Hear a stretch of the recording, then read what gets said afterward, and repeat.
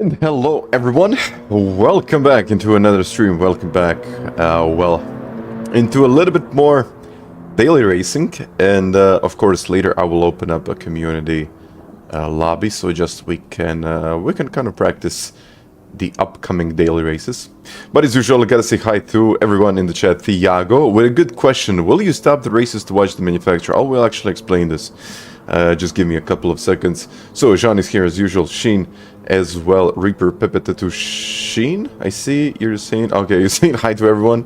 Edman, take my like. Thank you very much. So who else is in here? Dylan, Mata VR, Omega. Tony just joined in, MUJ, Parsi. Hello there as well, Deacon. Hello, good morning, Mr. Streamer. And hello to you as well. So, actually there's like a lot of you. George, I gotta say hi to you as well, Mate, as well. So, yeah, about your question, Tiago. So I thought honestly, I thought it was later. I only watched the Nations Cup and I thought it starts at 7. So I wanted to be done by 7. But I mean, fortunately or unfortunately, it starts earlier. So I think we can do it like this. I will do one daily race, like as it is, and starts in just about 20 seconds. We will do one daily race. I will open up Nordschleife. You can join the lobby at Nordschleife, and then we can run Nordschleife for, let's say, an hour, and then I can stop this, and then we can have a watch along. So I think this is it could work because I have a broadcast here on my PlayStation. I don't have to reconnect anything. Even if something goes wrong, I can connect it to my PC, and it can actually work. So I don't know what you think about that idea. So one daily, community, and then we just do a watch along. So like 3 things. I didn't really think that it was gonna be like this. Maybe I need to even change my thumbnail. But yeah, hopefully that's okay. Synchron and hi there as well. You sing sound good. Okay, then I guess we are good to go. So we will do one daily, just kind of to warm up, even though I didn't do too much, and then we can we can just do a little bit of Nordschleife, and yeah. Matze, hi there as well. Knock. So you're saying, Mate, just use M6 with your livery and 1. I mean, livery is at least 2 tenths per lap, at least. Sometimes even more. Most of the time even more. So it looks pretty good actually. Yeah, liveries are actually pretty nice. So of course you can join at the community. We will have this feature available very soon. But you can go to the website now and you can actually claim your profile, and in your profile you can put all of your links and all of the things that, for example, you worked for. And we will try to connect it even further, so someone can even showcase their work on our platform. Now, where we're talking about DJ Edge and so on, I had a lot of questions, so I just wanted to answer that. So you can put links for now, but the future will be like even expanding the platform, so you can actually showcase your work and your liveries, for example. Because I know, like a lot of people do deliveries, and everyone has their own separate Instagram account and so on, and they just posted in GT. So I think this is gonna like really bring the visibility, and of course if you find some interesting liveries, you can of course post them there. But yeah, I had a lot of questions actually about this claimed profile feature. So yeah, this is gonna be the primary function of the feature that we have right now. But yeah, I think I'll just explain everything as we go. And first of all, I gotta win this one, and I have to stay on the track, even though I did maybe 5 minutes of practice before this. But yeah, Dr. Zek, hi there. Like livery is 2 tenths, then socks are another 2 tenths, so that's an easy half a second. 4 tenths, okay. So that's good. Yeah, I watched the video. It's kind of a funny video. It's a good one actually. It's a good one. With the part that they will always complain. I think that was the best part of it.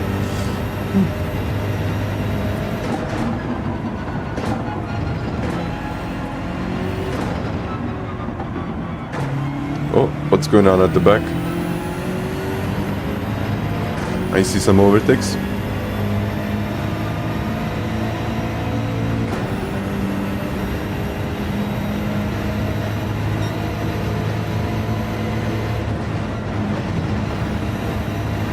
Oh, let's brake on time. Whoa. Don't slide too much. It's gonna be fine. Yeah, usually it's, I think 3 colors, as we usually have. Like, it's black and white. I think it's black and white.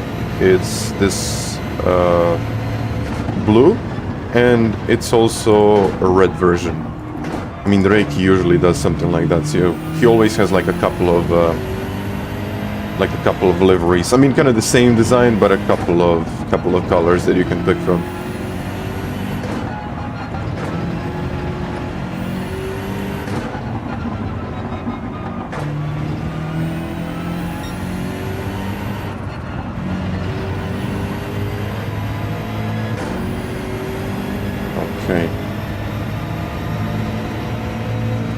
I have a decent lead, so I don't even have to push at this point.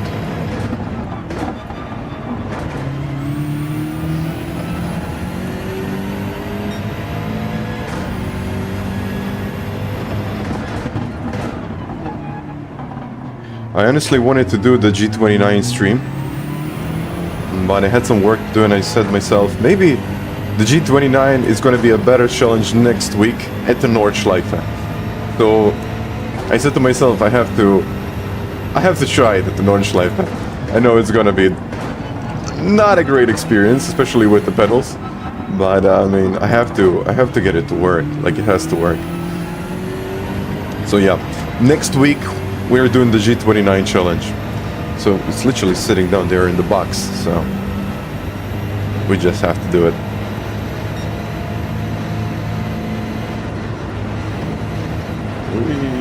Okay, don't go too wide.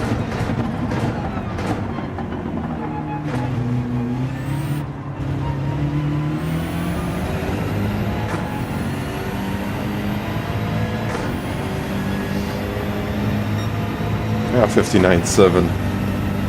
I mean, I'm really not pushing at this point.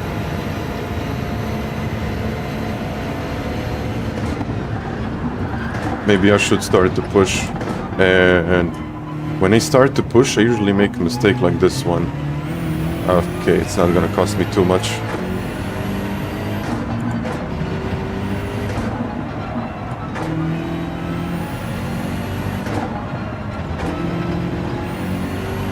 Maybe it would be better if I just bring it home.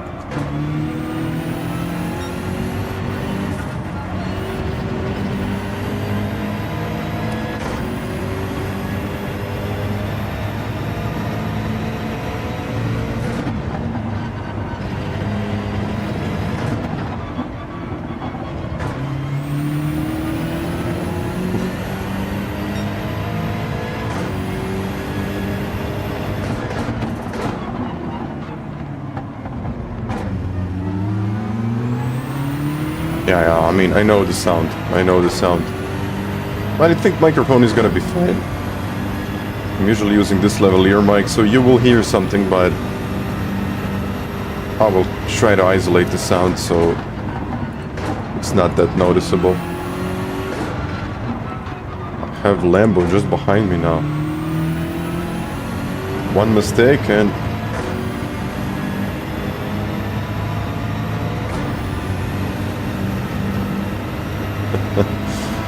Oh. Ooh. I got myself a race here now.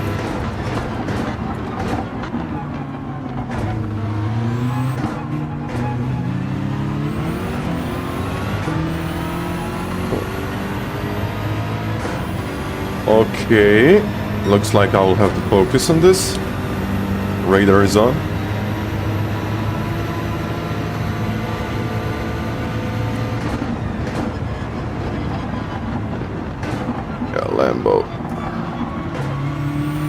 Lambo is good. Why is he flashing all the time? Don't flash, it's annoying.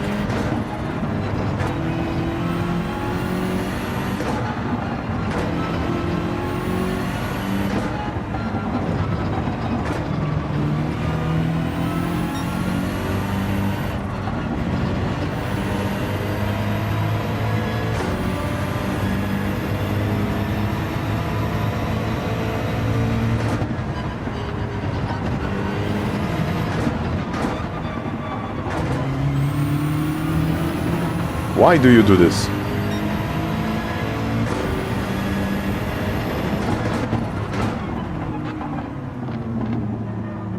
What if I park it here on the apex?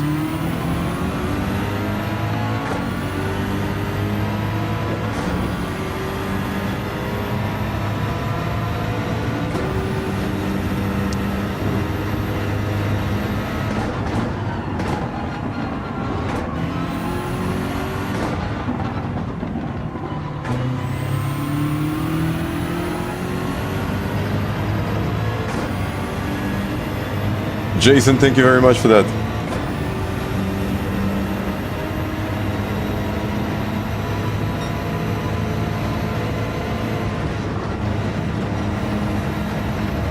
Nah, there is no way L3. Really?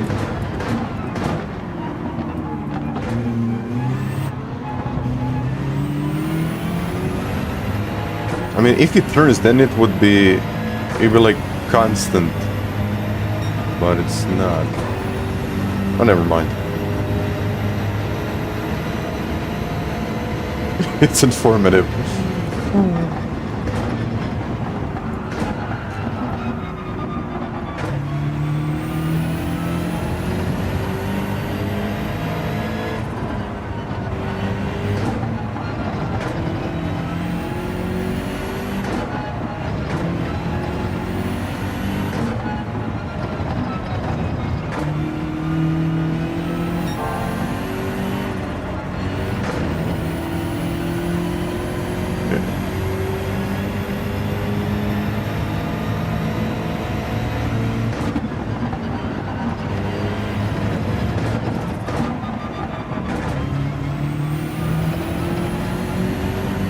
Now it's second.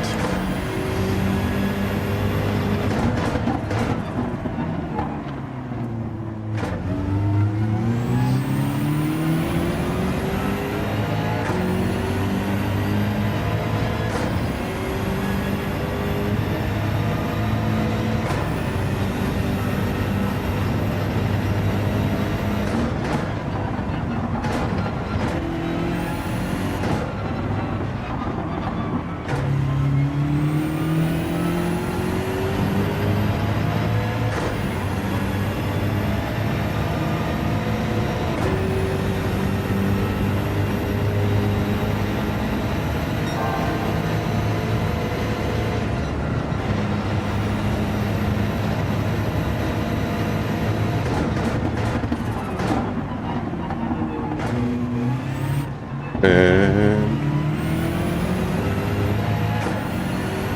there we go. All right. Not the fastest race that I had, but it's a win.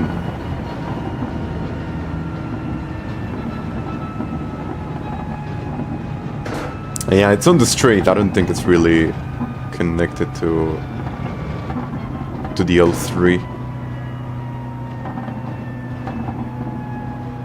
But like you have to press it. Like, for example, it's not like you move it around like this. You need to like really press it. So either he's like pushing it really, really hard, or that's on purpose. But it was on the straight, so never mind.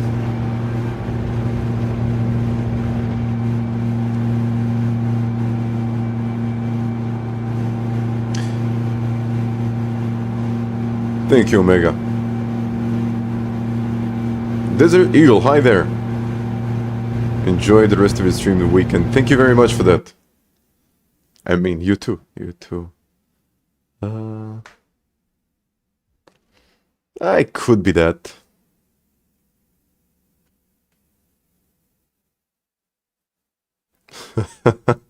Yeah, I mean, Flash, there was warm-up race, so to say. So, I mean, I even made a mistake. The lap times were, as you probably noticed, not the best. But I think this was a good introduction. And it's time that we open up a lobby. And I will do that right now. So, if you're watching this, and I'm not sure how is this going to be. Wait a second.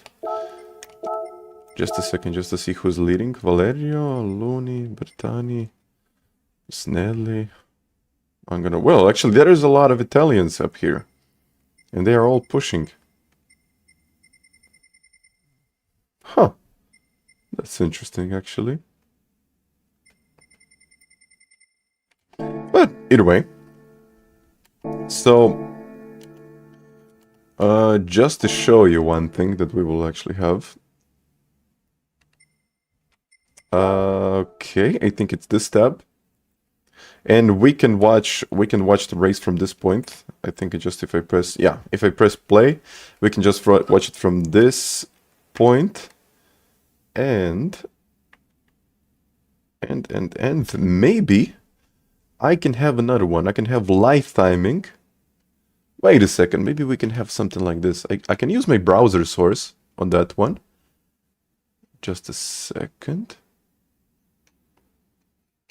By the way, let's open up a lobby. But the thing is, wait a second, we can go. Okay, so I will put 2 laps at Nordschleife without qualifying. I think that's gonna be fine. Because even if it's like longer than that, it's... I guess a lot of bad things can happen. And I think in the future races we'll actually have dynamic weather.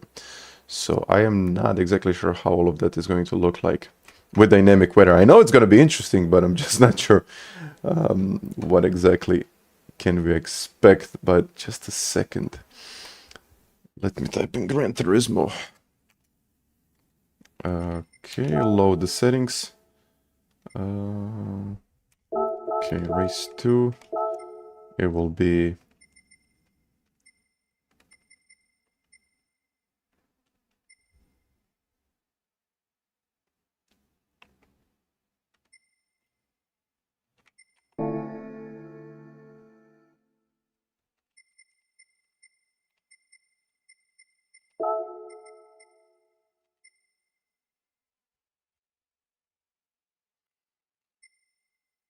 Wait a second.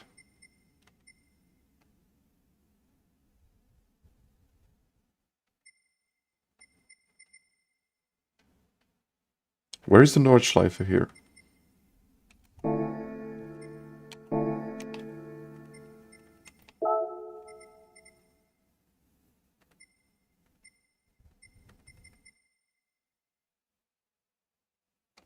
Ah, sorry.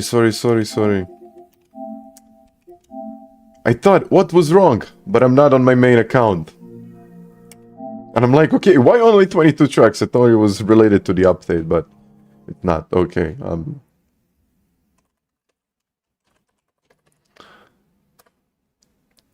never mind. Forget that happened. And just to have a look. So I know there is live timing. And we can have live timing, for example. We can have live timing in here. Browser source. So we can... You know what we can do? Browser source. Extend. Add source. Huh. There we go. So we can have live timing here like this. I know it's gonna be just a YouTube one. But yeah, we can have live timing from the manufacturer's cup here. And we can have a race on the other side. What do you think about this?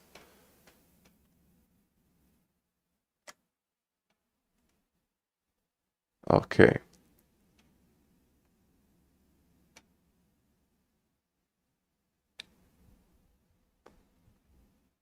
Okay, nice one. So, opening up the lobby.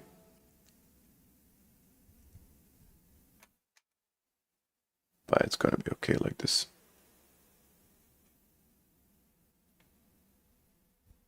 International Gran Turismo Sports Car. Okay.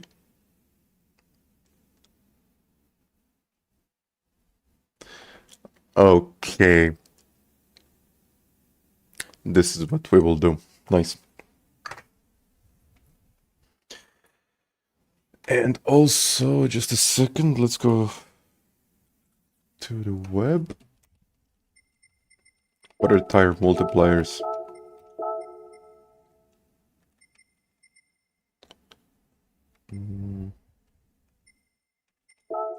Okay, I think it's endurance. This is the one, isn't it? Yeah, Nürburgring endurance times 2 times 2. And I don't know how many laps we will have, but I'm going to assume that we will probably have like 2 laps. Maybe, okay, I'm gonna say 3 laps maybe. I'm just not sure. But okay, let's try 3 laps. Preset weather. I'm not exactly sure what the weather is going to be. So, let's do, you know what, let's do the first one with normal dry weather, and then we can change it and try dynamic weather. Because I'm not exactly sure how it's going to be. Qualifier, we got the race rolling start, but I actually think it's going to be better if it's a grid start if someone disconnects. So we will do a grid start, braking balance as usual. I think it's times 2 times 2. Group 3, what are the tires? Racing hards. Okay, racing hards are mandatory. And that is pretty much about it. BOP, equal conditions mode on, no limits. Well, let's save this here. Doesn't matter. And there we go. How about the tire change? Yeah, I'm not exactly sure if it's going to be good enough to make a tire change. Because intermediates are usually... The intermediates are usually okay, even if it's like really, really wet. But then again, on the other side, I'm not exactly sure how this is going to look like after the update. So we will see if it's going to be worth doing a tire stop or not. Or a pit stop. Just a minute, hi there.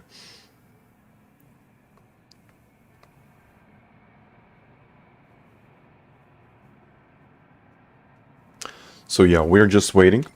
And Toyota seems like the car to go with here. I'm gonna take the Toyota.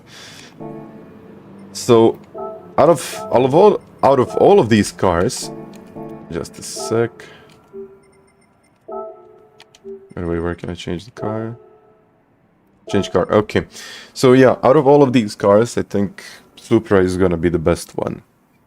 I don't know about the wet conditions. Maybe something is going to change in those conditions. Maybe then Ferrari is going to be the best. I have no idea. But it seems like that a lot of cars will not be okay with this combination. I think you just need straight line speed to overtake, even if you get stuck behind someone in the middle section. So, BRZ... I think this car will actually work. I think Killian will do a really, really good lap time with this car. But I don't know how it's going to perform. I mean... Yeah, we have to see. Like in normal dry conditions and in wet conditions, what's going to be the difference?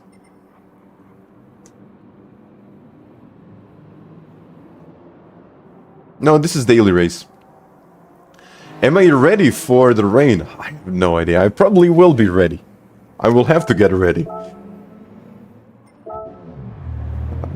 Yeah. As soon as the lobby... Oh, okay, this is like really, really strong now. Oh yeah, maybe that's why.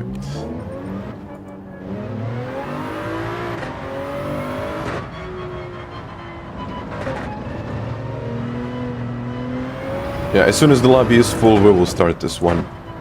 So, nothing too much, nothing too long, because 3 laps is, what, just about 20-ish minutes or so. This is the one, isn't it?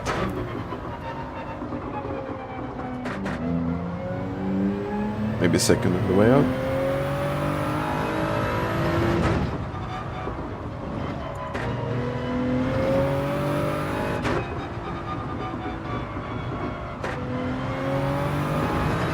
Okay, got it.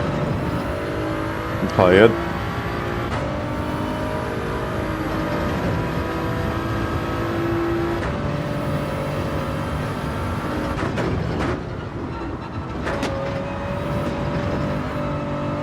No, that's a pen.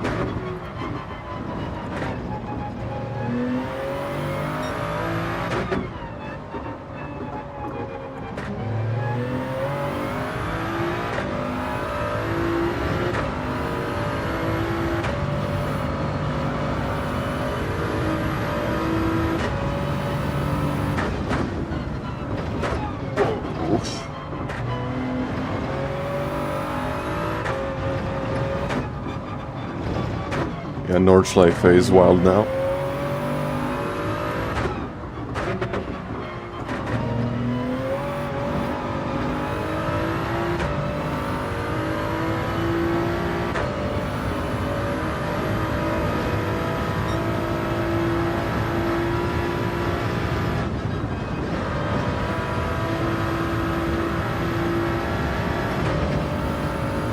All right.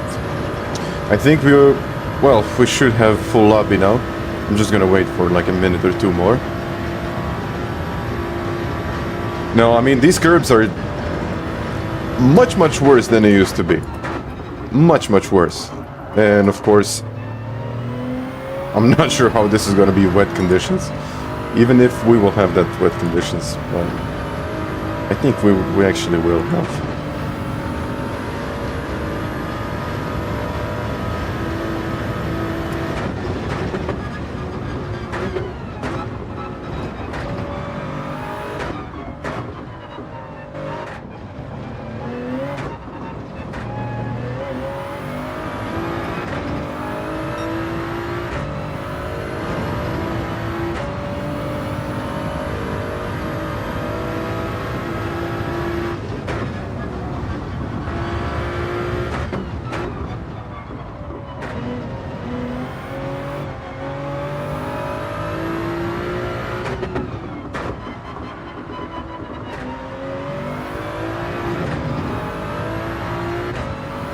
Okay.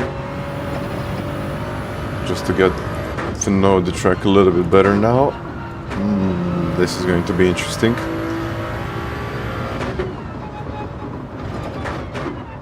Whoa.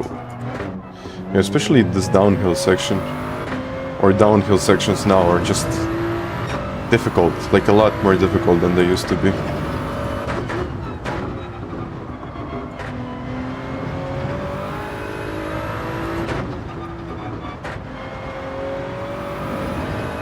Oh, okay. I mean, you can save a car, but to a point. It's still possible, but it's much more difficult. For example, if you lose the car in the middle of the corner, that's quite difficult now. Usually you just counter steer in another direction and it was fine. But now it's, yeah, it's really difficult. It really is.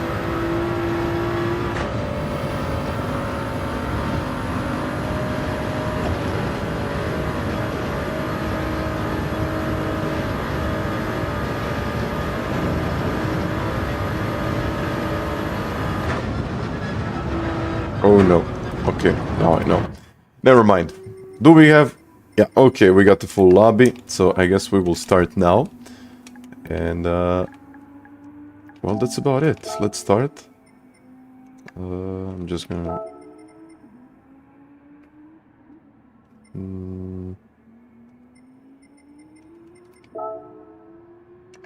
Please enter.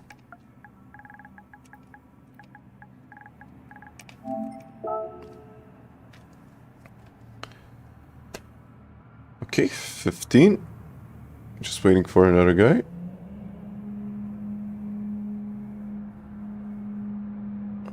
By the way, see you, Jason. So... yeah. I don't think he's going to enter. Let's start this one. Okay. Starting the race, 15 out of 16. Does it mean more realistic? I don't know what to tell you. Maybe when I drive a GT3 car I will be able to tell you, but at this point I think it's more difficult.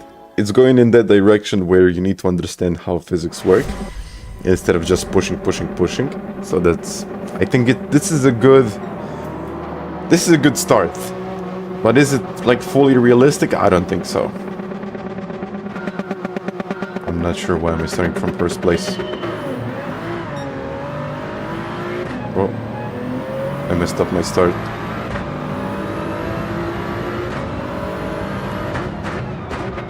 Ooh.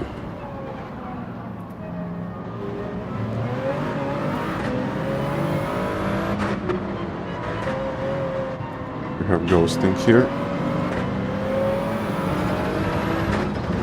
Whoa! Luckily we got ghosting.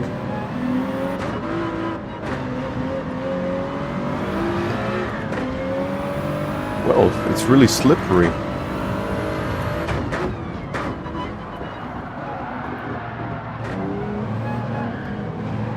Maybe the tires are cold. They probably are. I didn't enable tire overlay. I will just have to feel it, I guess.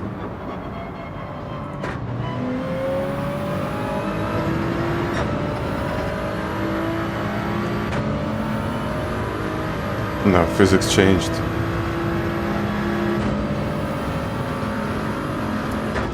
Like from 149 to 150, there was no change. They just did some... Oh, I don't want to go, but I don't want to kick him. There were some minor tweaks. I think they just adjusted the physics for a couple of cars. But from 148 to 149, okay, that was a big difference. Okay, everyone is in the BMW. Seems like a good car. I mean, it is a good car.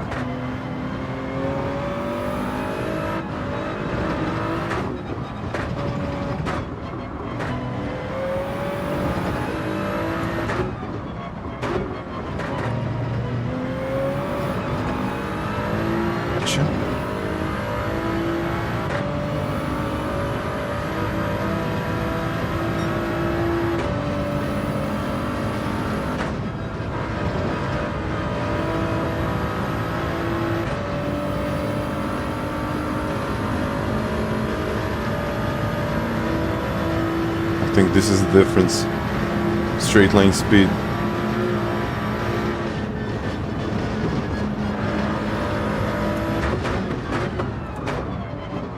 Whoa. A lot of sliding now.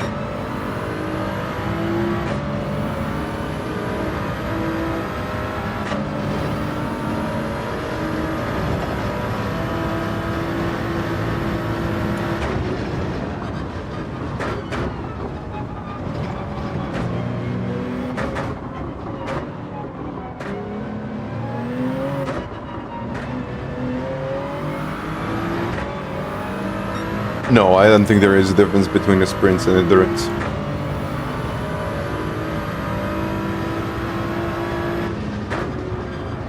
I don't know why they added 2 cars in the game. It's like literally the same thing.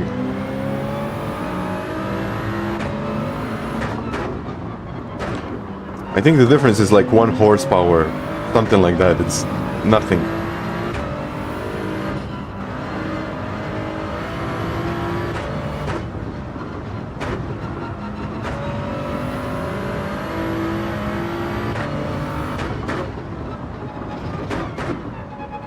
Ooh.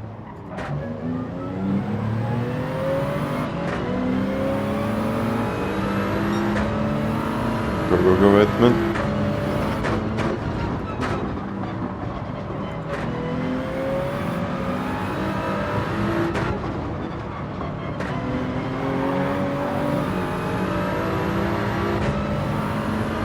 Maybe I should have waited for the straight.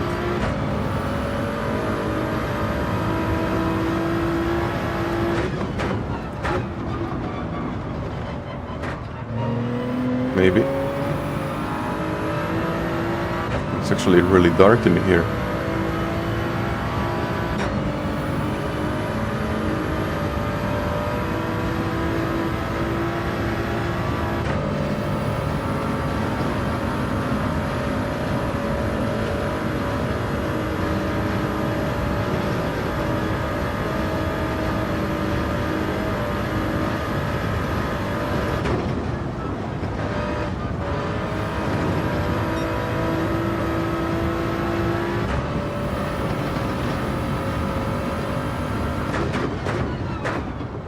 think with dynamic weather, this is going to be very interesting.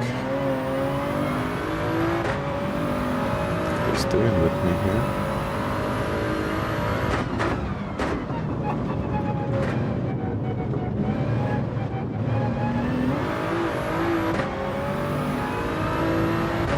Everyone is sliding.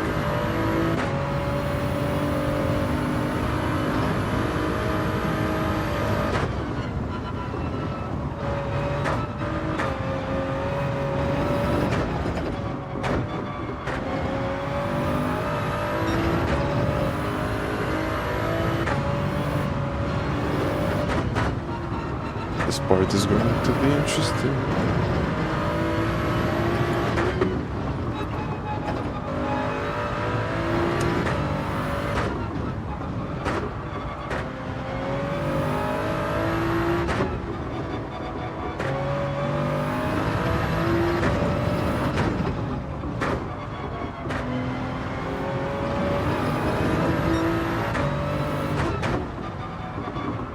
Oh.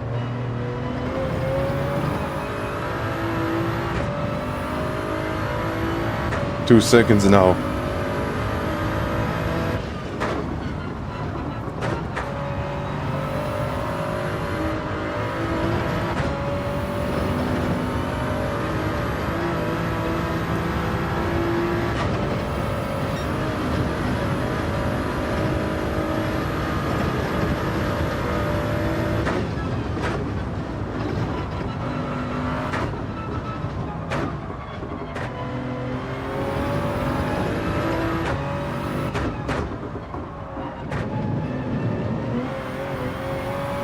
Just one corner.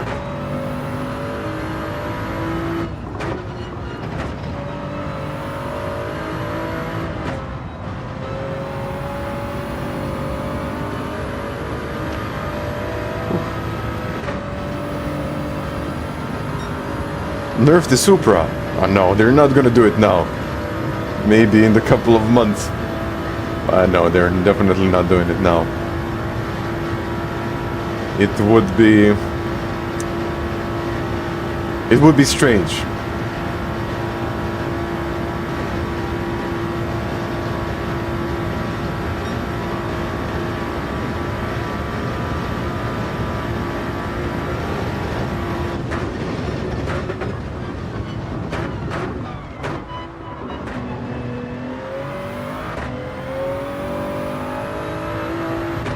Got it.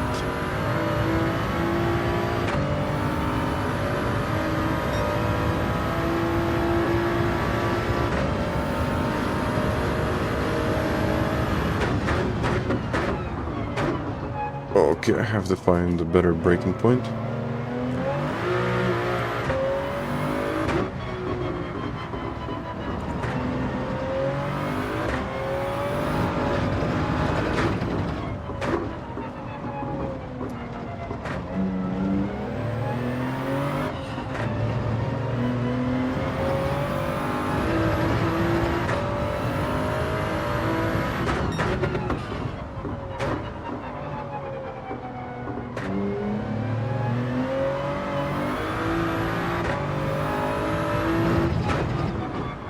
I think this is going to be 3 laps.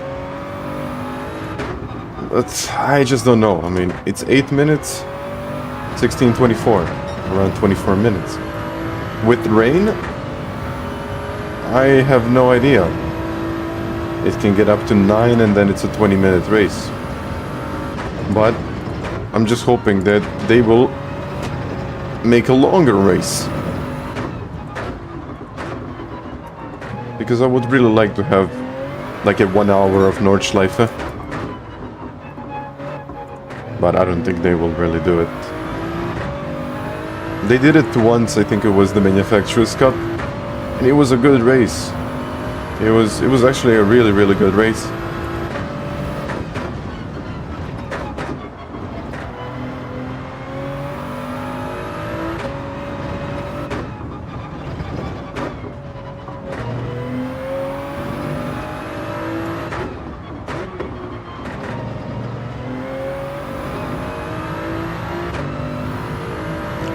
Okay.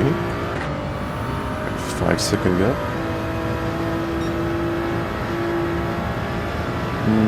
Suzuka didn't have dynamic weather. Fuji had it. Didn't Fuji? I think it was Fuji, yeah, that had it. Like what was it? A month ago.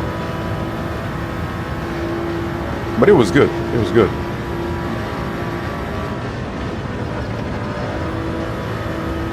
Because I know a lot of people. Well, I got the stats, so I know. A lot of like casual players like daily race B, and that's normal. And if daily race B is, let's say 4 or 5 laps, make it 10 minutes. Just make it 10 minutes. Why don't we have a daily race C that lasts, I don't know, more than half an hour? Because I think someone that plays daily race C will eventually like longer races. We should make a poll on that and decide, okay, this is what people actually like. But in my opinion, I think people enjoy longer races with dynamic weather more than just like no strategy, no weather, no nothing, just go. That type of racing in daily racing. For example, like this week, I think this week is... I'm very glad that it's gone and that it's over.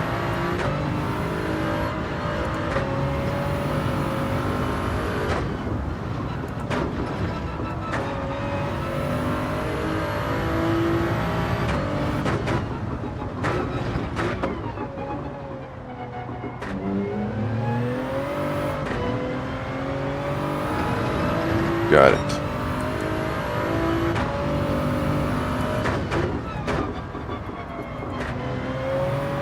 No, I think they just need one more option for daily races.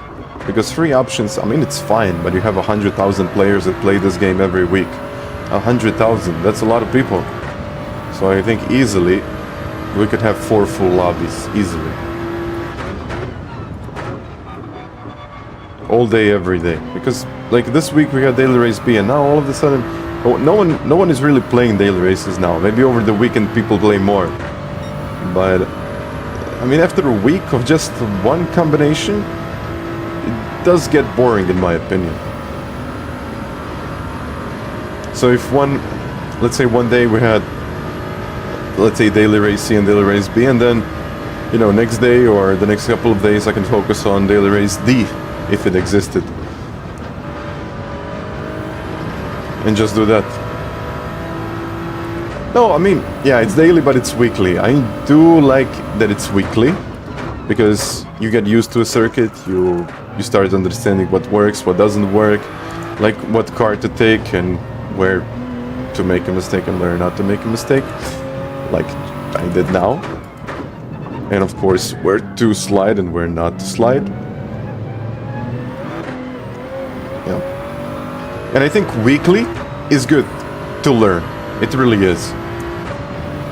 If it was daily rotation, then I don't know if I would like it.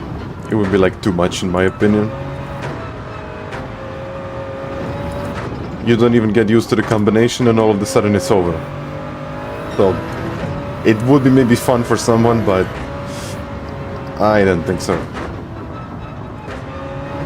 But again, we should have some kind of a special events let's say every week. I know we usually have Manufacturers and Nations Cup, but why not expand that, and why not have one race each week that it's special, like call it special event or whatever. Just longer races in general, and I would say that a lot of people would play this, even without the point system. Even if it was a daily structure, people would play it. Because it's nice. It really is.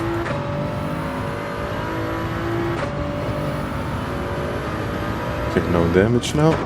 One more lap.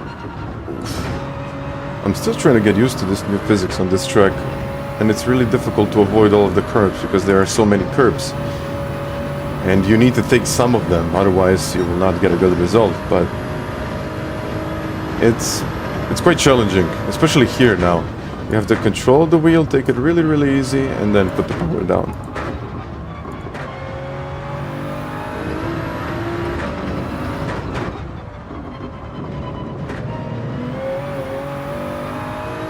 Blue Shifter, thank you very much for becoming a member. I do appreciate it. Thank you, man.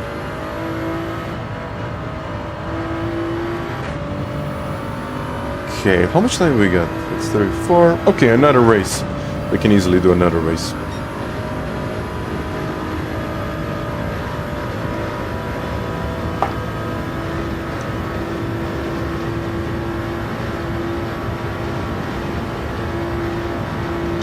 Yeah, I think that's why daily or weekly rotation is good, because you get to know the track, and you know, if you do 1 hour a day, 30 minutes a day, you just jump in and don't care too much, then it's fine.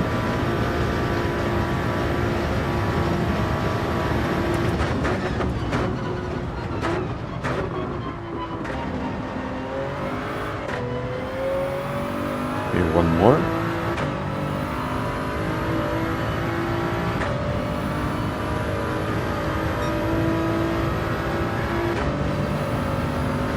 No, that was because of PlayStation 4 players.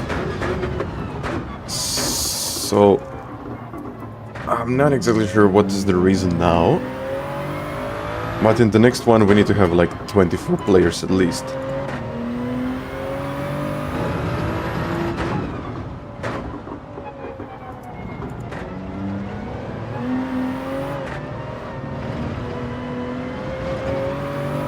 I mean, if ACC can have like 80 players, I don't really know why we cannot have at least 24. And I do remember those races that we had. That was GT Sport, and it was the top 24.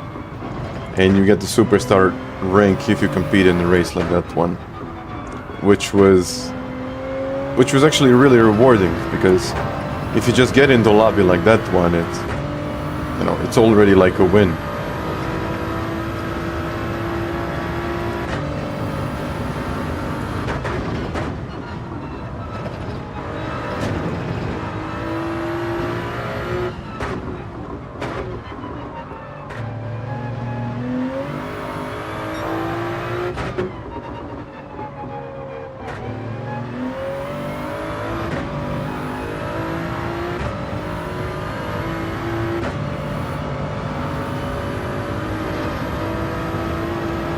Revive this.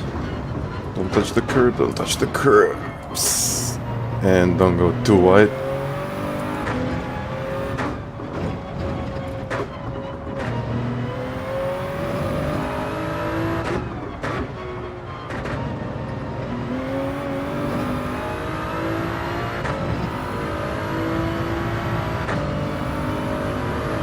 And which city? It's on my profile, I live in Pula.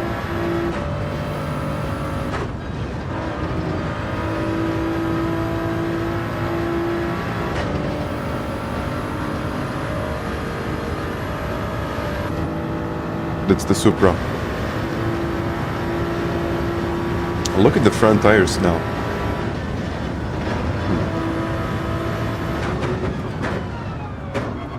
Maybe we will even need to take care of the tires. I don't think it's gonna be that much of a big deal.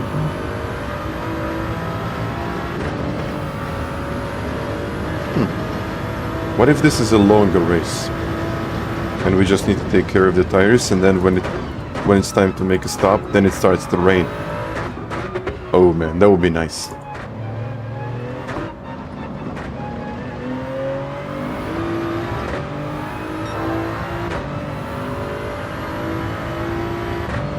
Yeah, it's quite easy, especially when you're going downhill.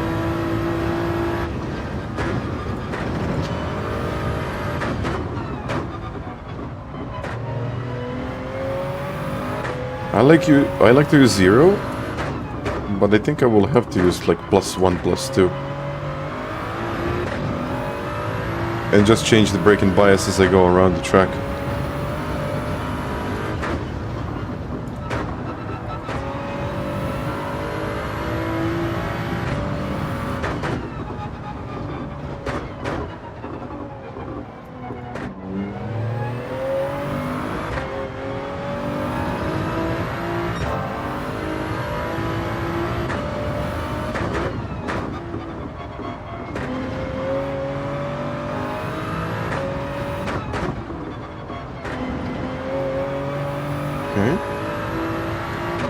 No, that would be amazing. 5 laps, 6 laps.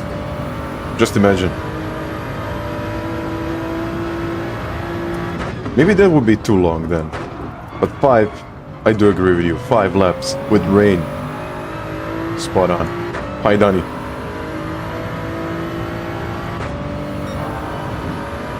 Yep, I got it napped on my wheel, but I still have to cycle through the dash. Even if it's a GT4, I'm gonna be happy with it. Even though I'm not exactly a huge fan of GT4 at the circuit, I like GT3s, but I would like it.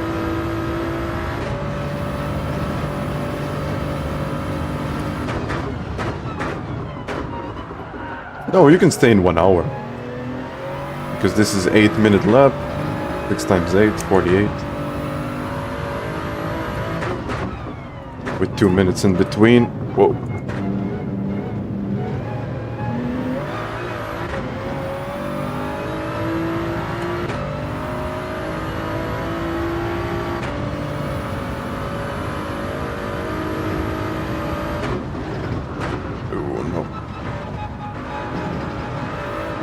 Pushing way too much.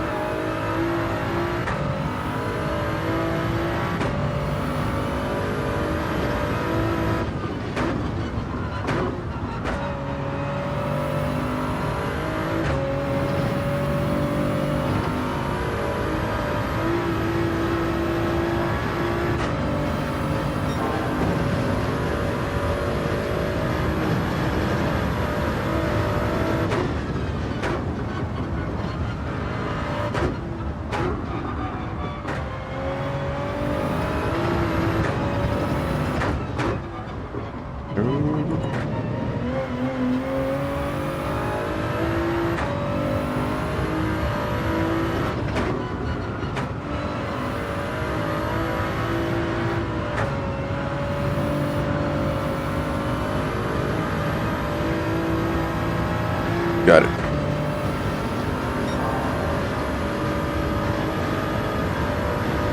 Much longer with rain. Oh, what? Next one, we could set it to 2 laps, and it's gonna be like 20 minutes because people will need to stop for intermediates.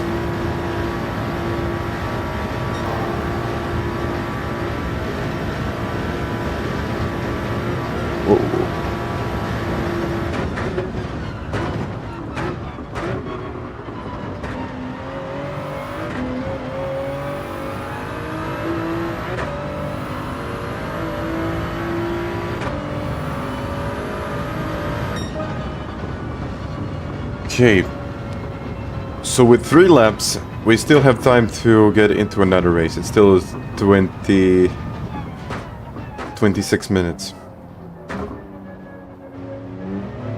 Prague starts in 15, yes. I think they usually have that introduction, so it's probably gonna take more. I'm gonna click on it just to see. Yeah, it's in 15 minutes, but I'm not exactly sure that it's going to start immediately. It usually doesn't. Usually we have kind of an introduction. So we can do one more race, and then we can watch the introduction and all of that. Thank you, everyone.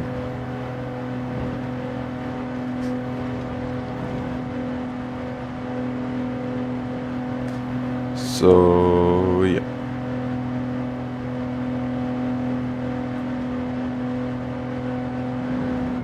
Thank you for the likes.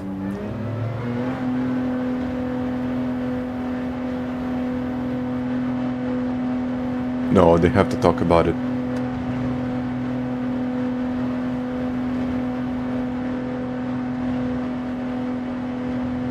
Yeah, we are gonna do a watch along. Maybe I can even change the thumbnail of this.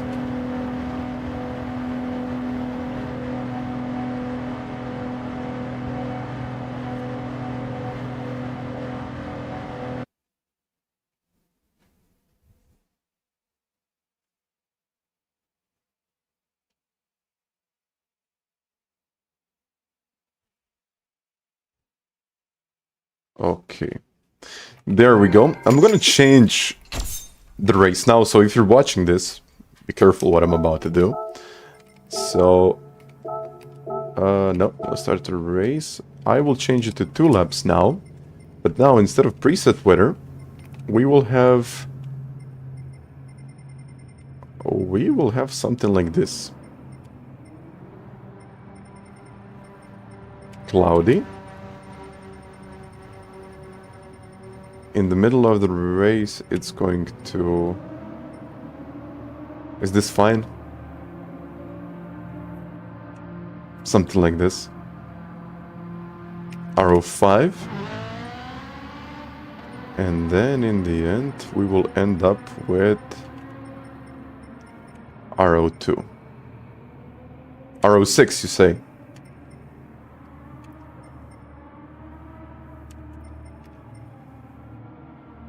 But yeah, I have to make it possible to stay... Yeah, to stay on the same set of tires.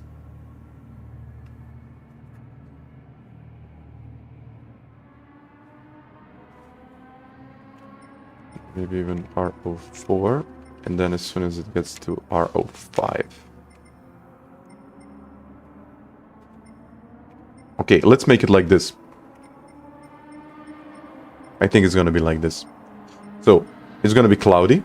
It will start raining just as soon as you have the chance to get into the pits. You get into the pits, and then it ends up with full rain, or with a lot of rain. So I think we can work on that. Ah, people still initializing. Will I be able to do it? I just have to wait until everyone gets in.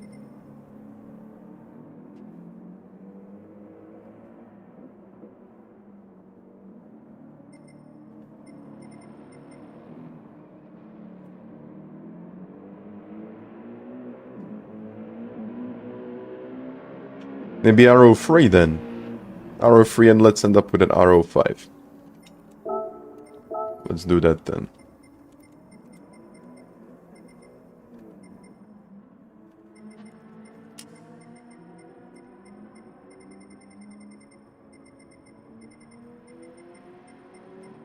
Cloudy.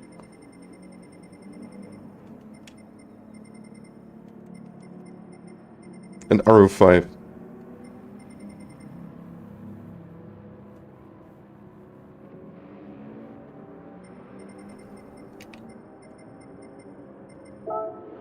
Got it. Change the weather. Let's do it then. Will I do the under 17 second race? What do you mean about 17 seconds? Oh, Prague started with a countdown. Okay, I think we should be good to go with this. I just have to make sure that I have the interest. Okay, I have the interest.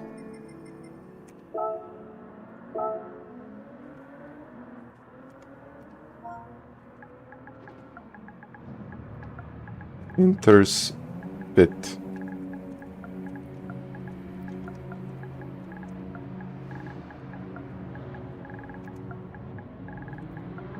I think this is going to be the strategy.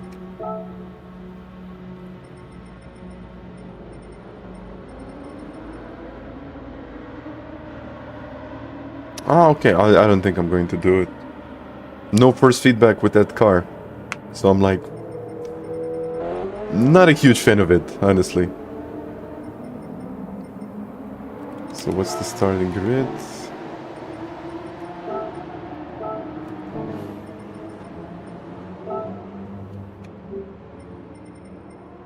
Yep. Yep, rain.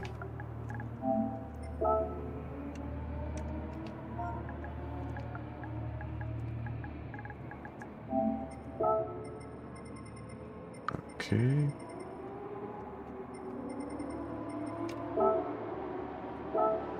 Let's see now. Can use the BRZ? No, it's not my car. I don't really like it that much. But now when I'm thinking about it, maybe the NSX is gonna be the OP car. I'm actually thinking about it. But it could be. You know what? It could be. Life timing is on. Okay.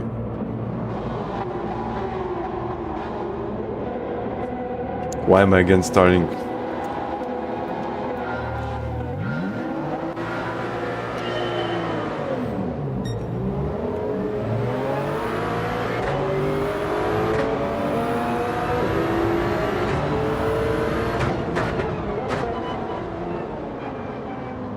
Whoa.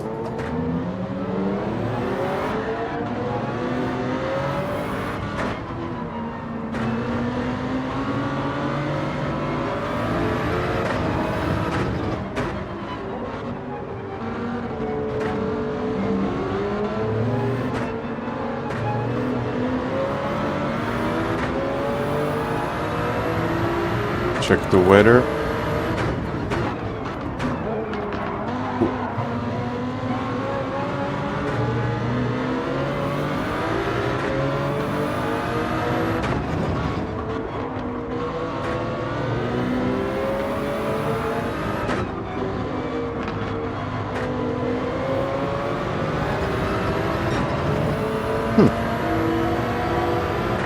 It should start raining in just about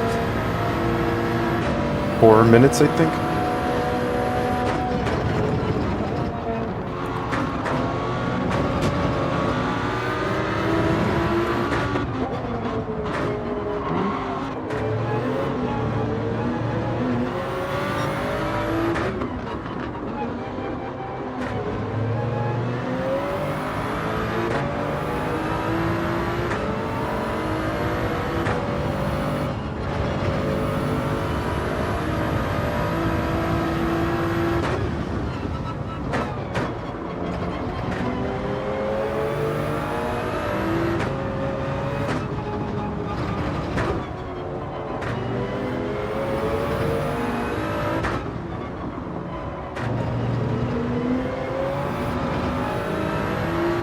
Okay, let's see.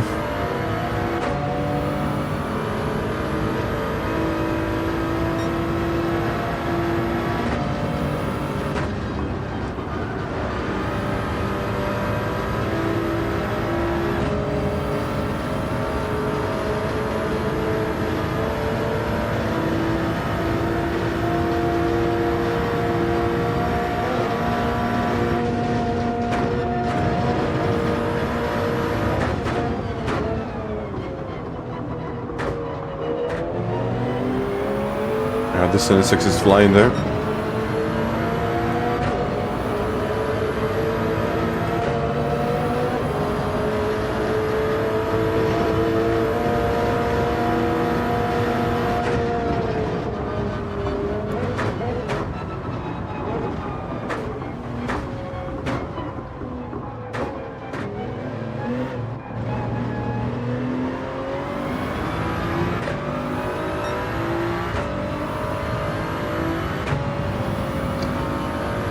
Looking at the messages here.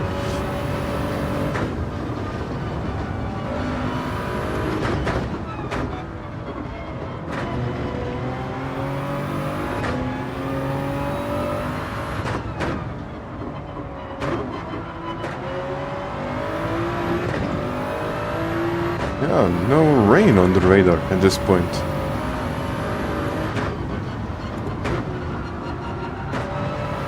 What are we waiting for?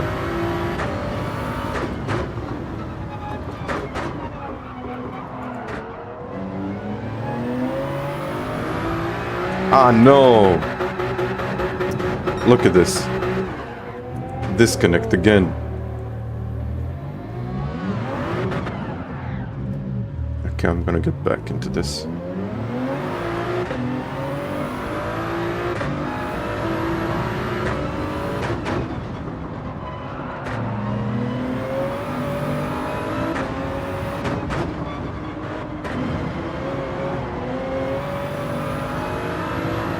For feedback issues, I guess.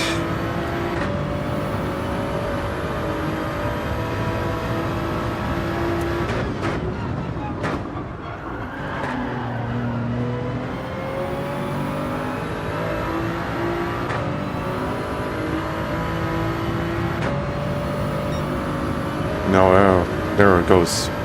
We got the rain coming.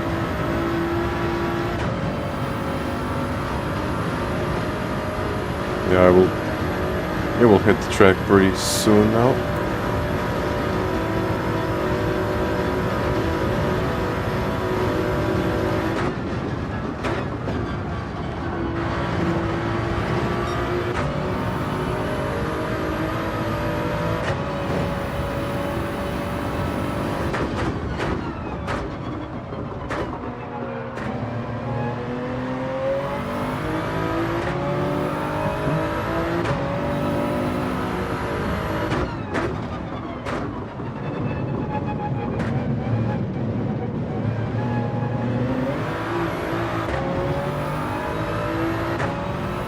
I mean, I see the rain, but it's not getting any closer.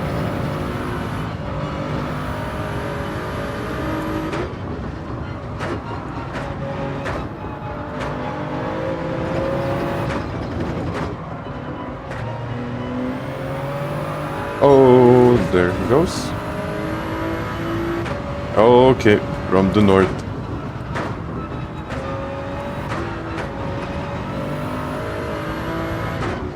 Okay.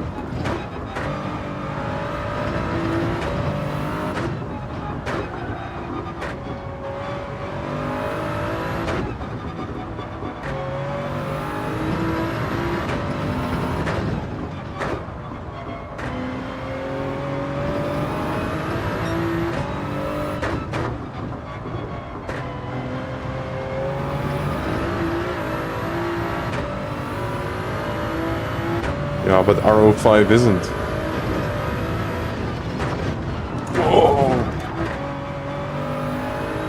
Curbs.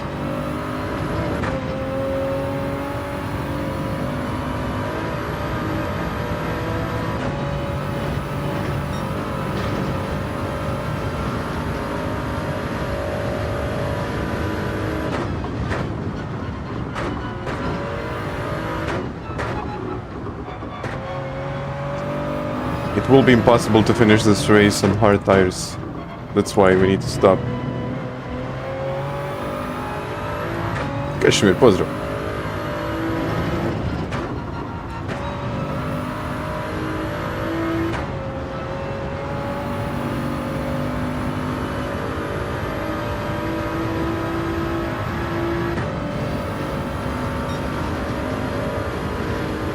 Any more rain coming?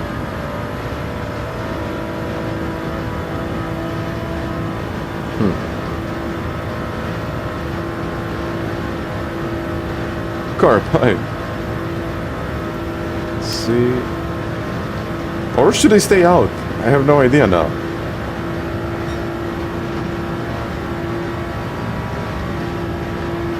You know what? I'm gonna pit for intros because I know RO5 is gonna be difficult to drive on. Almost impossible with these tires.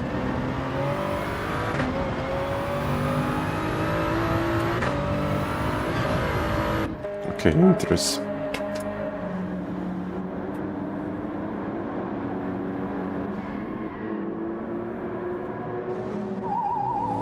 Yeah, I mean, live event is just about in 2 minutes, and with the introduction, we'll be good to go. After this one, we will do a watch along, so I think it's gonna be fine.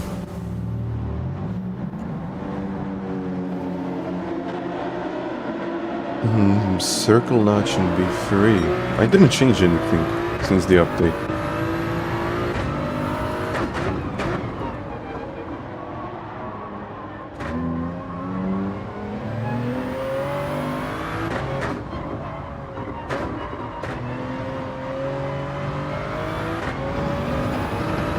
Should have been raining already, but it's not.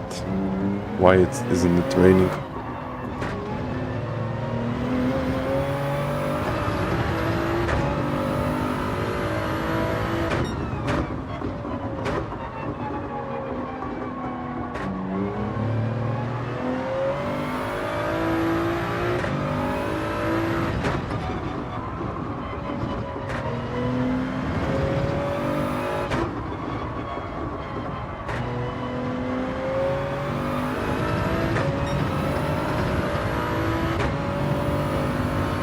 should have been raining already.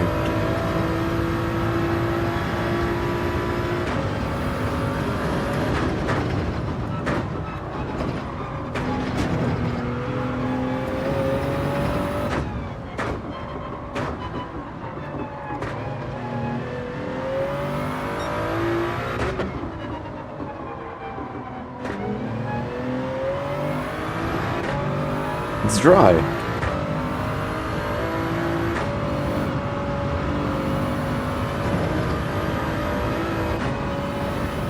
There is no rain on the radar.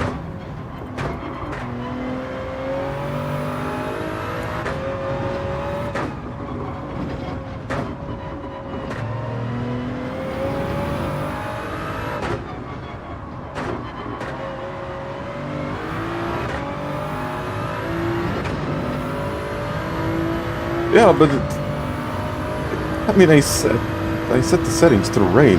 It should be raining.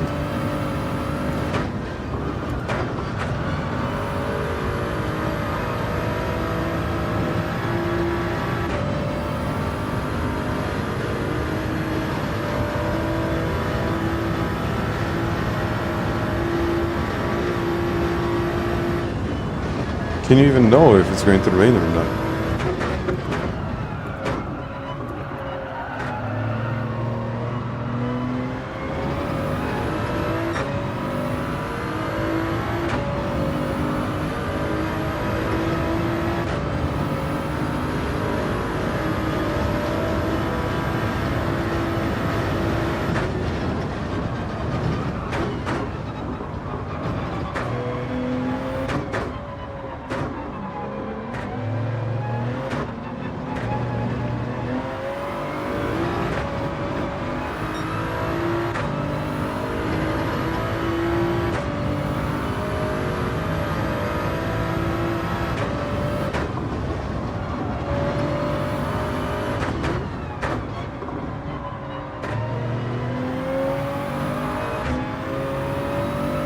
Well, it looks like this was a big mistake. And I thought it was going to rain, but nothing.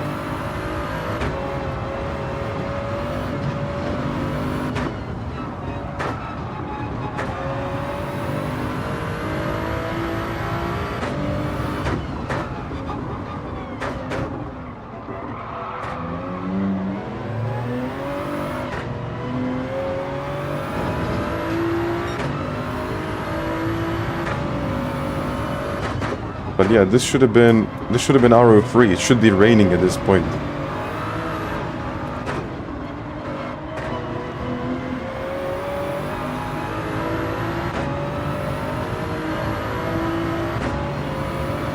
Oh well.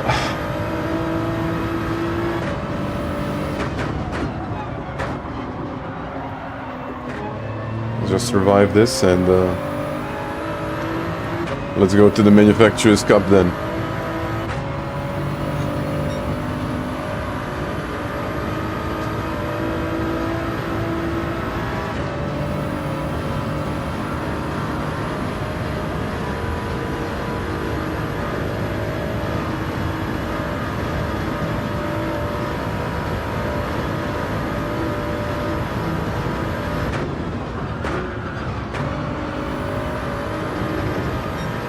I'm gonna kill my intermediates. I mean, I already did.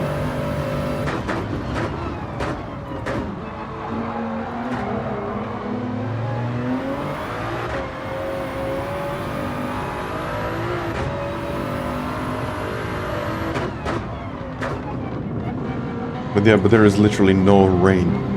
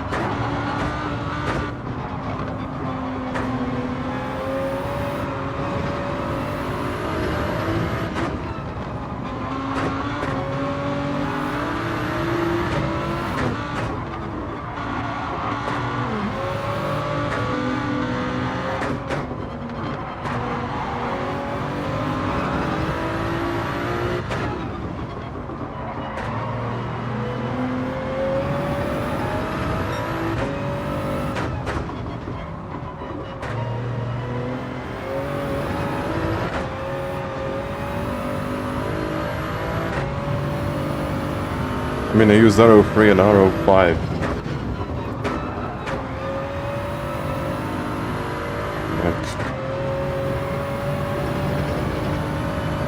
It's just cloudy.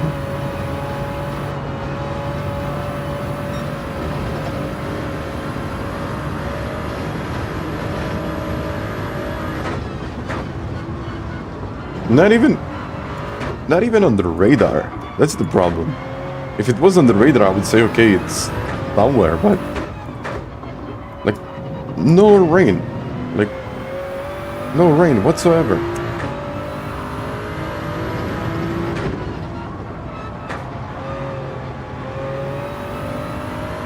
I'm quite disappointed with these settings. Well, because it should have been raining, but as you probably can tell, nothing.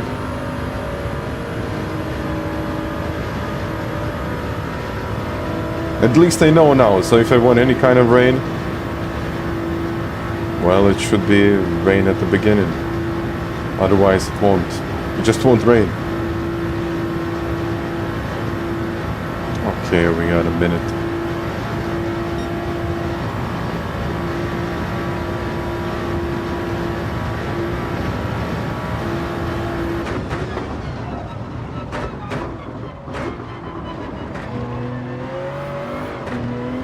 And it's gonna be Red Bull Ring, isn't it? Ah, sorry guys for the strategy and a poor race. I thought it was going to rain, but what can I even say? I think it's time that we open up a source. This one, live timing, didn't start yet, although we have it. And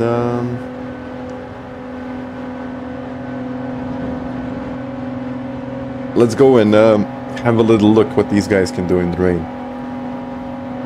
Pit start. Qualifying time trial. Is this a qualifying now and then they're going to race? Or it's just a race? Okay, just having a little look. You know, we will watch it together, don't worry.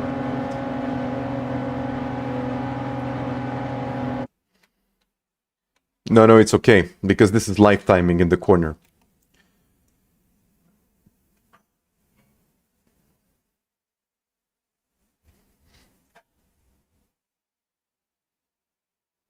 Okay. I don't even know what to say. Let's play again sometimes.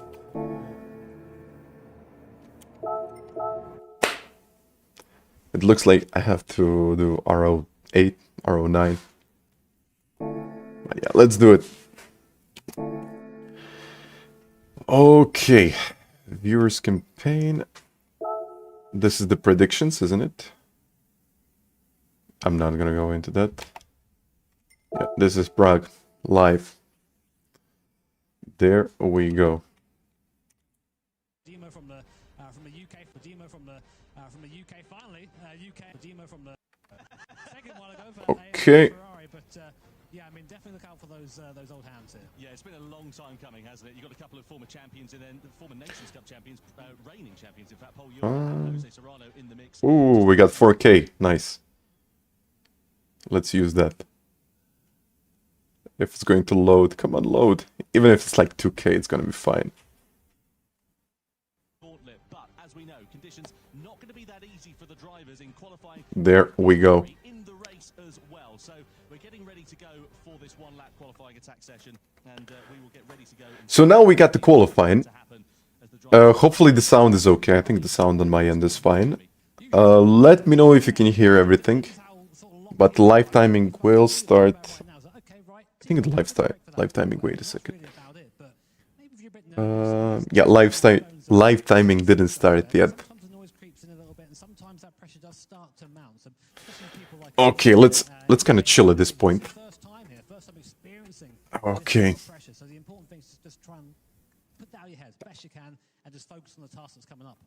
Yeah, absolutely. Well, as we said, all right. 12 different drivers on the grid here for this one. What do you think about Coca? Can he win this? Yeah, half of grid is Spanish. It really is. whereas the 12 drivers that we had. Let's just move this to a side. But you can watch their times and... Okay, look at the settings. No, he wanted to change something. That's the Chevy. I actually remembered we were racing. It was... Oh, we were actually racing for the whole season. And everyone is on wet tires. No one is on the intermediates. That's interesting. Huh. I mean, if the conditions are the same, probably the wet tire is the best option. But intermediate can be fast as well.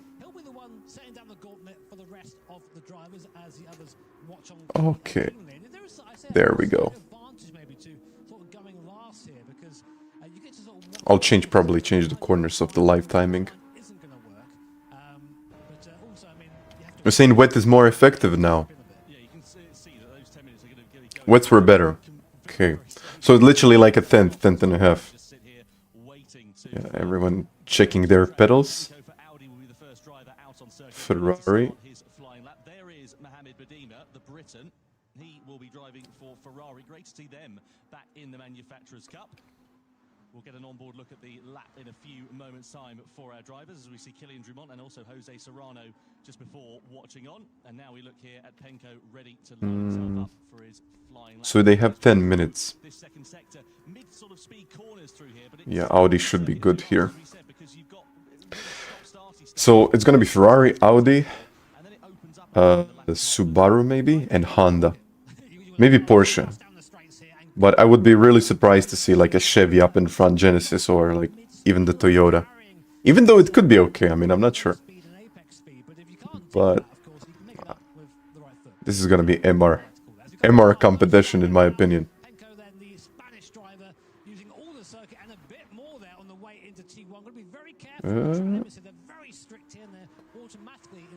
Yeah, it's hard to say.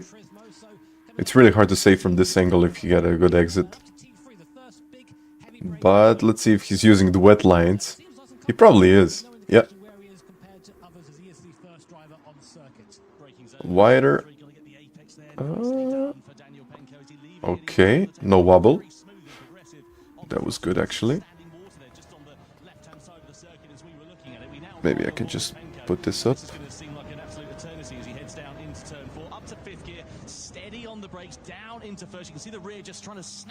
Yeah. You know what? Live timing would be nice, but I'm not exactly sure why. Why is it still not available? Okay. White, second gear. He's feathering the throttle. I think it was... it was okay.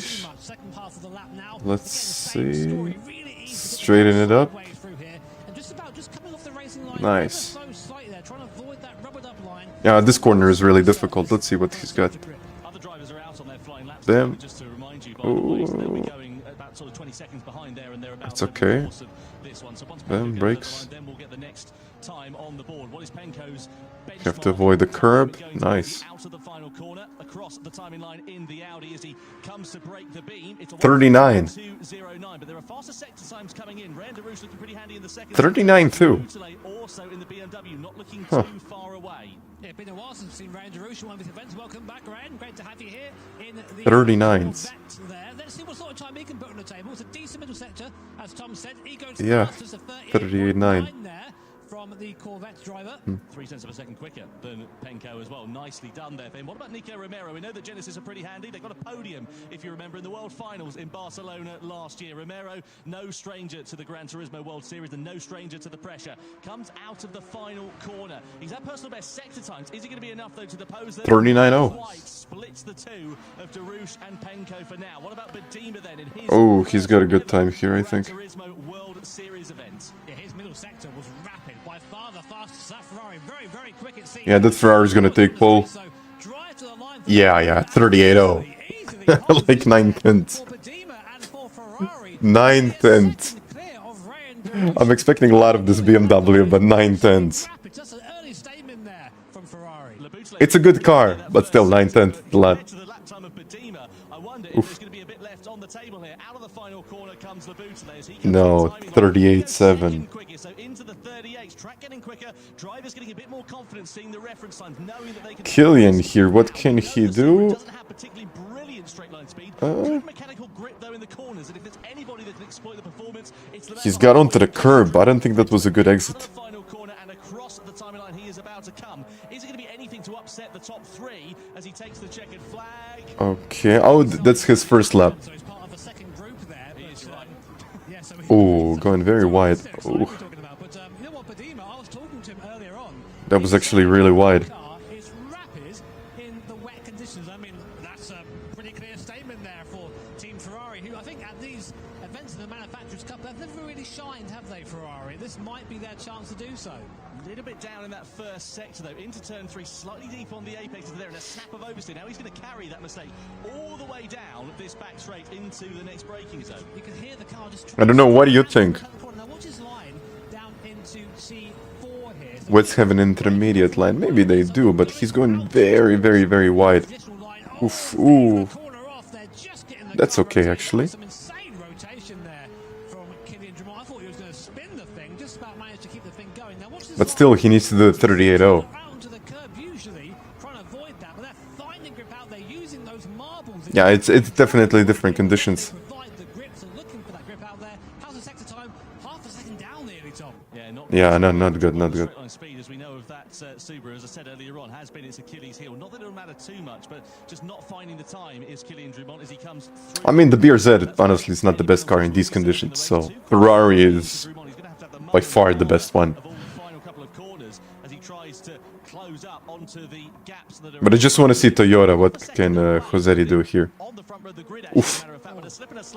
That was a tough one. It is second fastest, so it's the front row of the grid provisionally for the Frenchman. An impressive effort, but nowhere near. Let's see Josetti. Ferrari and Badima. So here's Yeah, 7/10. quick he is, of course, second, last time out in the Nations Cup race. Here in the Manufacturers' Cup for Team Toyota. What can he do? Comes to start finish line. It's not going to challenge either, and it's only 38.9. P4. It's still 9/10. Like, the gaps are huge. Like, the gap from P2 to P7 isn't much, but that Ferrari is OP in the rain. It just is. Maybe Paul can do something. No, I don't think so, no. But look at the gaps. 904, 946, 992. What about Daniel Fenton? New name in the Gran Turismo World Series. It's his debut event here on the international stage. That's Fento. Too wide. But still a 38.7. Nice. Okay, this Porsche, what can he do now? So we can have our own little victories here. Let's say the Hungarian driver for Team Porsche. He is really quick in the rain. Porsche, always a competitive brand here in the Manufacturers' Cup. 35. The Red Bull Ring comes across the start-finish line to start. No. Okay, he's just starting the lap. Sorry, guys.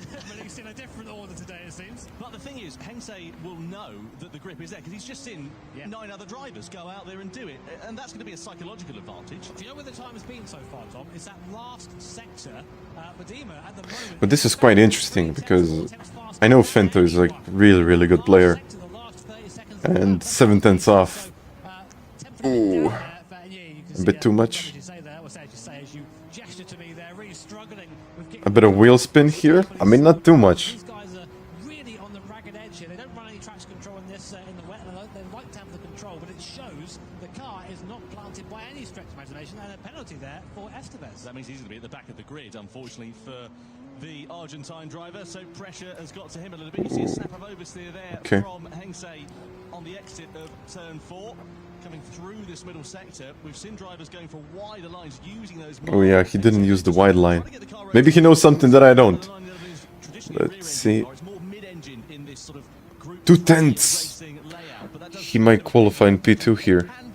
He just needs to bring it home now. Yeah, MR is really good here. So currently 2 and a bit temps down on Badima in the 458 Ferrari. Let's see if that gap goes up. Wide, nice. It looks nice and tidy. It looks Yeah, it's tidy. Unless he gets a penalty. comes around the last corner, or just loses it here. I think this is gonna be second place now. It must be. Yeah. Nice, nice, nice, nice. Oh, he's got a penalty. Yeah. With Hengse, it was his second sector where he really gained time. And by the way, what happened to Valerio? Isn't he supposed to be in... I thought he was supposed to represent Honda. Very, very sad indeed, as I'm sure you can imagine for the Honda driver. This is... Lopez then, who'll be able to get a representative time on the ball because Estevez's lap will be cancelled courtesy of that penalty. Out of the final corner comes the Argentine, and he is going to have a lot of work to do as he takes the checkered flag, but as we know, we'll start from the very back of the field. Oh, okay, Valerio did a previous race. Banging the steering wheel in frustration. Now all eyes on Coque Lopez. They probably did a swap, because in Europe, it should be European drivers. In America, should be American drivers, and of course in Asia, should be Asian drivers. They probably did a swap or something. I'm not sure what's the reason for that, but... Ooh. No. No, I don't think the RCF can really do much, but let's see. It's already at 38, he's probably going to be last. Yeah. Oh, goodness me, it's going to be 11th on the grid, unfortunately, for the Spaniard. Not a lap time for the reigning Nations Cup champion. No, I mean, you can clearly see the difference in manufacturers here. Like, Ferrari has unbeatable pace. And it's right at the head of field from Hengse then. Looking forward to seeing what Benjamin Hengse, the Hungarian, Visa problems is going to do, and nice to see the 911 back up at the sharp end of the field as well. Okay. What an amazing qualifying session there for Bedima and for Ferrari. We've never seen them on pole. No, we got it, so basically, completely unknown driver turns up in a brand that has never been at the sharp end in Manufacturers' Cup and goes, yeah, you're right, I'll just go pole by 3 temps, easy. Don't worry about it. Not bothered. Well, I first met Mohammed last year. I did an event for PlayStation right at the end of December. And he was too young to compete in the Gran Turismo World Series. That's why he hasn't been here. Now he's turned 18 years old. He's ready to go. And no, I just want to see what the race is going to look like. I would say a lot of penalties in this one, but it might actually be a good one. We'll see. Fenta did a good one here. Honestly, didn't expect Mercedes to be up at the top, but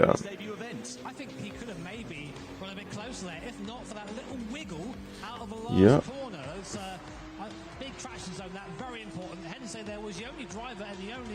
Michael, hi there as well. I wanted to do some dailies, but Tiago suggested that maybe we can do something like this, so I said, why not? We've never done it, so...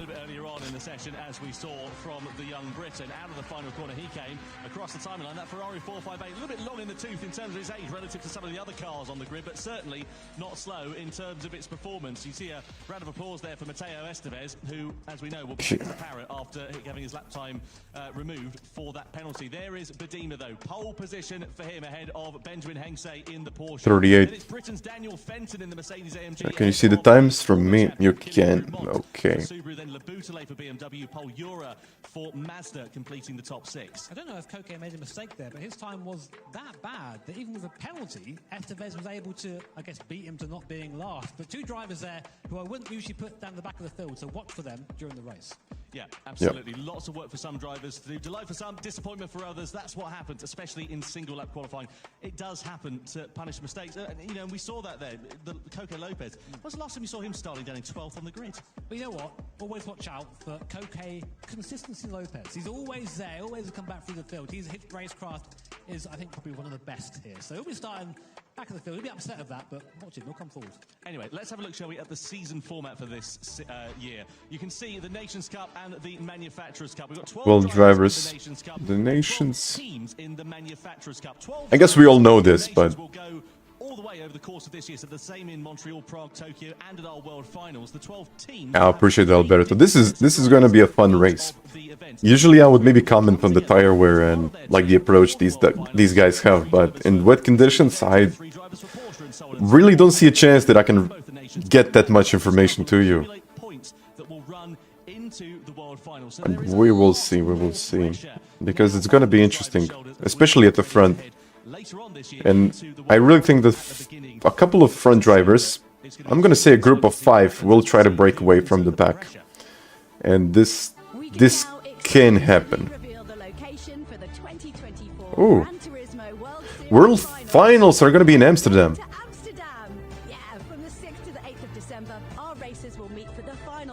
Nice, actually. I thought it was wasn't this supposed to be in Abu Dhabi or something? You see Esteves because his headset on the back. No way. Maybe I can get there, but in December, Amsterdam. I thought it was gonna be in Abu Dhabi. I fancy a bit of that, you know? Yeah, we had a great crowd there live. But Not as good as our Czech crowd here, of course, today. Yeah, really looking forward to going back there again for sure. Yeah, it's going to be really exciting. Don't forget, of course, that it's not only the Manufacturers' Cup that's happening, we've got the Nations' Cup here. Yeah, I honestly thought it was gonna be really, really far away because it's also the F1 World Finals, isn't it? Later on here tonight, so be sure to tune in. Yeah, there was a rumor, but I guess Amsterdam is probably like the best location now. It's kind of in the middle of everything. Malo će mu gledat finale, mogli bi.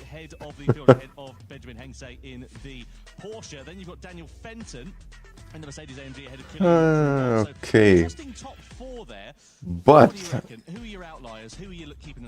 I don't know. I honestly thought that Honda is going to be much faster than this. And Audi. I thought Audi was going to be probably top 5. But the 39.3, I mean, I don't know. But it looks like Ferrari and Porsche will take this one. Or Porsche will take this one. Okay. Yeah, exactly. Oh, Tiago, that's gonna be interesting then. Because then with a 1 second penalty, that could have been like a 38-3.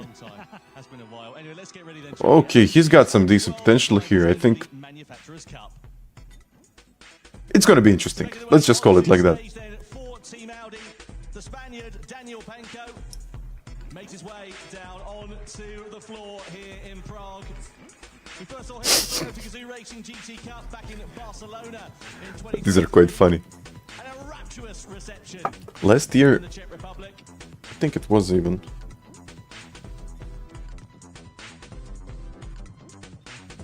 It probably was. Please give it your all for driving for Team Chevrolet, the Frenchman, part of the Manufacturers' Cup championship winning team for Toyota back in 2019 as he makes his return onto the international stage. Let's see what the Frenchman is going to be able to do here in Prague. Just checking this. Genesis finished on the podium at the back end of 2023. This man here, Nico Romero, we tried to go a couple of places better at the end of this season. Let's see whether the Spaniard is going to be able to bring the fight to the front here tonight. Yeah. We just saw him taking the fastest. No, I mean Ferrari has like a really, really good chance here. No wins, no starts, no win ratio. Yeah, he's really good in these conditions. I mean, we raced like a lot of times. Some interesting moments with him. He took pole.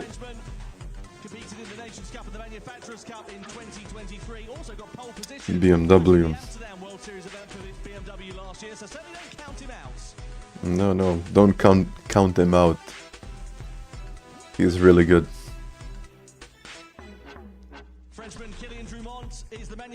I did try for this, but unfortunately they were quicker than me. That's all I can tell you. They were just faster than me. I just couldn't get it. I think in the end I was third for Chevy. And it was just an experience, but I think just with more time, maybe I could have got this one. But it was really difficult. They were just doing lap times that I couldn't. And if I'm being honest, it's still a long way to go if I want to get here. Maybe in some races I can be as competitive. For example, we had Fuji. Fuji was the one where I was like really competitive. I spent a lot of time practicing on that circuit. And it was good for me, but still there is a gap that I need to close down, and maybe next year. I always say next year, next year, next year, but who knows? Maybe it's gonna be next year. It's his debut event, and he lines up for Mercedes AMG. Great qualifying for him, sees him lining up at the head of the second row of the grid. What can he do from there? Can he bring Mercedes fight back to the front here tonight?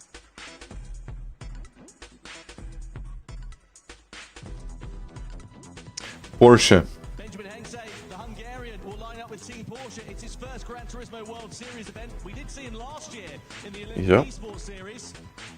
So he knows he's competitive as well. No, he's really good in time trial. Also on the front row of the As well in the race. for him. Will it translate into a podium finish tonight? It's gonna be interesting, really. Honda. JOS, there's a mistake in qualifying for him. Yeah. The Manufacturers Cup champion with Nissan last year. For 2024, he's moved over to Team Honda. What can the Argentine do as he makes his way onto the So you say he can be potentially, he is a second quicker per lap than all of the other guys in front.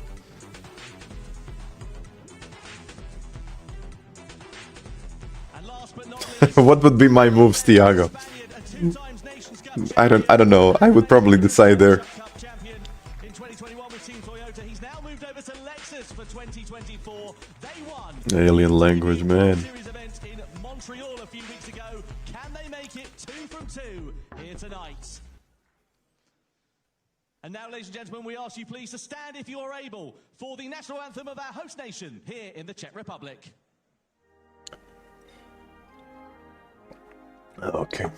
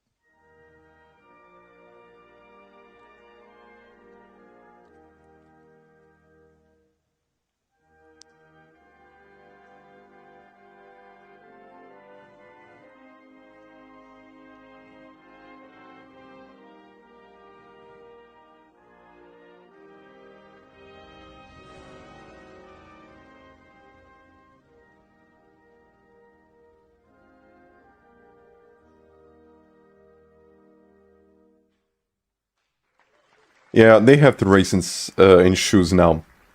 I think they can choose, The Czech Republic plays out to our host nation but here. usually they race in shoes here. For the Gran Turismo World Series. I think The that's. Manufacturers Cup. I'm not sure if that's mandatory, but it probably is. It's mandatory, yeah. In a few moments' time as well. Jimmy Broadbent, I tell you what, man. It's a hypers. Absolutely amazing performance for him, but he's not Ooh, when do you see me in the world? I don't know. I'm pretty quick, but please leave me alone. It's not gonna happen. I would need to get, you know what? I would need to be really, really quick, and at the same time, I would need to be like lucky with 3-4 races, Basically just hoping free, so to say. And I definitely need to improve my qualifying pace, because just I can be quite competitive in the race, but then just the qualifying. I'm not exactly sure what am I missing. I'm probably too careful in the qualifying. Strong with Takuma Sasaki a few weeks ago in Montreal, getting a podium. They've shown consistent pace in the dry and now in the wet. I mean, that's the important thing, really. It's not really your single event pace. It's all about having a good run. I mean, he was good in the TT4, Have you fast at one race, you've got to do it everywhere. So the what is it called? The Olympic Esports Series. He was really good with that. He qualified there, you've got to be first. so it was. It's still not a bad place to be for picking up points. I mean, it was a. Absolutely. Well, let's I don't even know how to explain it. It was like a really closed up field, but he eventually made it, and he can be good with any kind of car. So it's not. I don't think it's only that he's good with Group 3. He's good with like a lot of cars. A lot of cars. 18th birthday to come around to just come here and just take pole from all these guys. Yeah, it's been a while. I've been competing in the online series at home, and yeah, it just was not of the eligible age to qualify. But thankfully now that it's my first event, and honestly, I'm really shocked that I was able to pull that off. No, come on. No, come on, have some confidence. I mean, there's a lot of new faces here as well. We did 2 lobbies. We did 2 sessions. So I don't know. I'll see. I'll see. I was honestly really nervous. I sat down. Maybe we can do like one more race if anyone is interested. Turn one. I was just. But probably we have, after this one, we have the Nations Cup, so I don't think we'll do it. Through the middle sector. It really depends on how long is this race going to be. More comfortable with the sector. But I think it's going to be just about in what is it, 30 laps? Isn't it? Take it easy in the last I can corner. just check. Gran Turismo. It is 30 laps, isn't it? You know, meeting all the drivers who you've been watching. It's been unreal because obviously when I was playing the game since I was young, you know, watching these guys race, and I was always wanted to be like them, and then meeting them in the flesh, it's Prague it's an Special amazing 1. experience. They're also kind as well. Yeah, it's a really nice community. Well, look, you've obviously got the chops and you've got the skill, you know, to get on pole, which means you can win it. He's going to do all right. What do you reckon? Yeah. Go on, we're going to throw it back to Tom and Jimmy. Race regulations.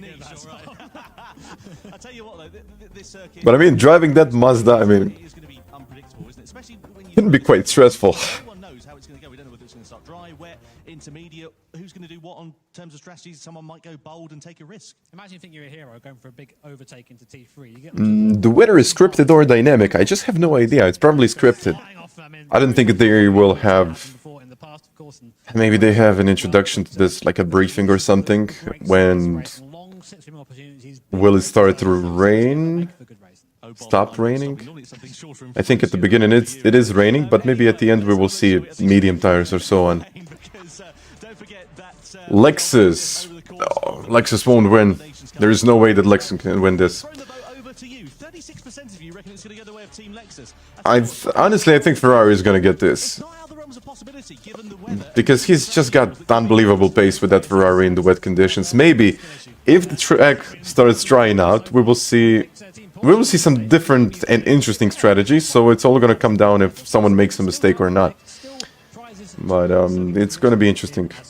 It's gonna be really interesting to see what will happen. Absolutely right.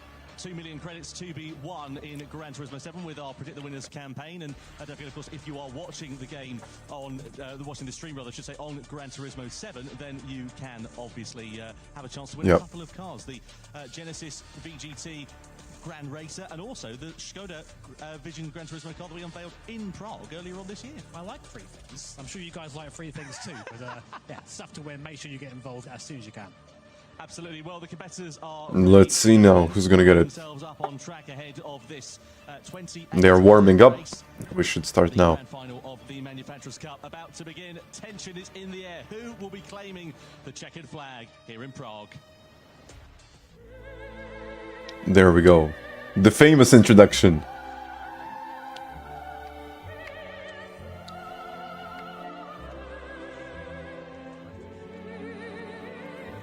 In a top 100, no, he's better than that. Like, I can get into the top 100s, but he can get into the top 10 easily.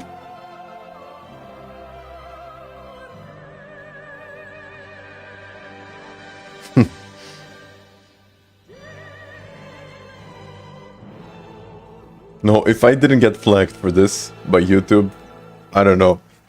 I would be amazed. Round 2 of the 2020 PD claiming PD. World Series is about to get underway. The And look at this. FANATEC has their own representatives down there in the bottom right section. In the bottom right corner, sorry. at the Red Bull Ring in Austria. Who will be claiming the checkered flag and those all-important points? So it looks like the company is not dead if it's attending events like this one. No. Make a poll, but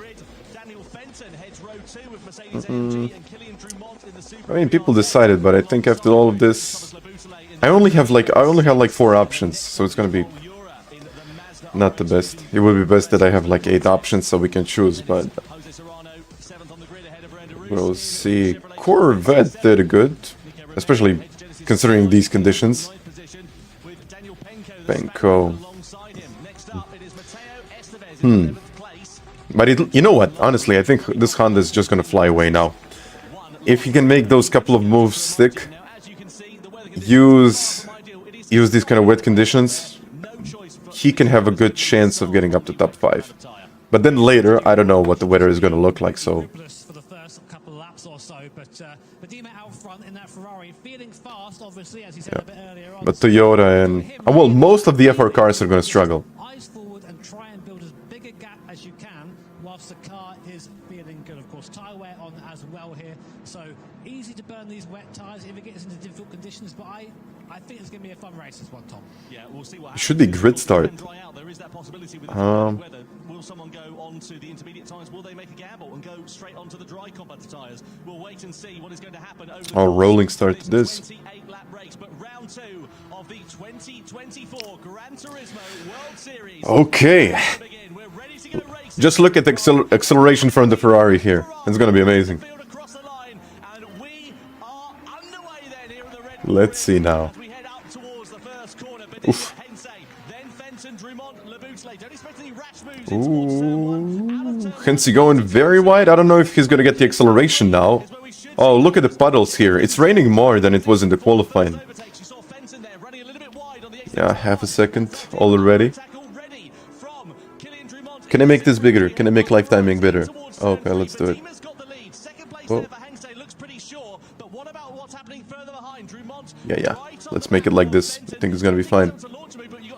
Ooh, Fento. What is Paul gonna do here?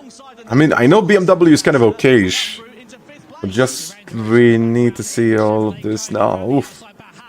Yeah, the Chevy's not on the optimal line. Yeah, Hensey's using different lines, but I think he just outbraked himself there. Oh, Killian is on the run here. But they don't want to use the curbs here. Yeah. And it wasn't... I think he just touched the curb there. Yeah. Yeah, look at the wobble of the Subi there.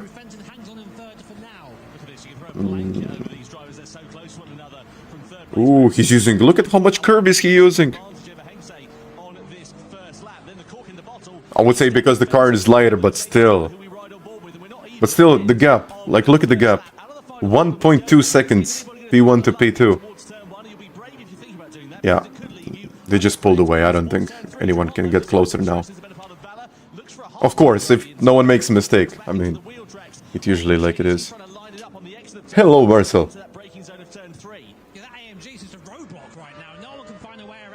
Where is Estevez dropped to P12? Rotary engine. Look in the mirror there in the bottom right-hand corner. You can just about see that BMW being pushing along. Pole Euro, the Bouteille on the outside. They'll try and break off. Darush inside. Not a good line there. But he got it. He got P4. And I think Paul is now gonna get... Yeah, Paul is into P5. You know, but all of this fighting is now... This is now helping the leaders, like P1, P2, P3. Because they will pull away eventually, and then... I mean, it's game over in these conditions. You cannot really do much. You can be half a second quicker, but you're not gonna get 3 seconds. I don't think anyone is using TCS, but maybe, you know what, maybe Mazda is using TCS. I wouldn't be surprised. Yeah, but the Rush is on... Well, he's on fire at this point. I mean, let's see. How difficult this is. Just driving around in these conditions at this speed is impressive in itself. Whilst trying to race each other, this is where these guys earn their reputation. So the Bouteille now folks. Yeah, I mean, 28 laps. Ooh, a little bit of contact, I would say. I don't know what exactly happened there. Can they bump draft each other? I don't think so. Oh, very, very wide for Killian.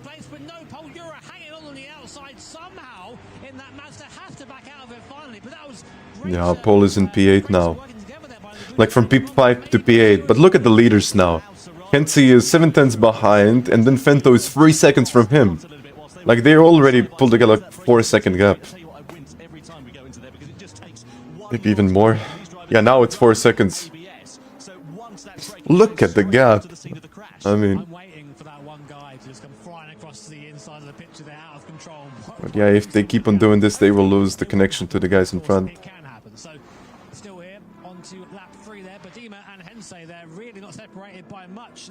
Yeah, I mean, he's got it. He can take it easy.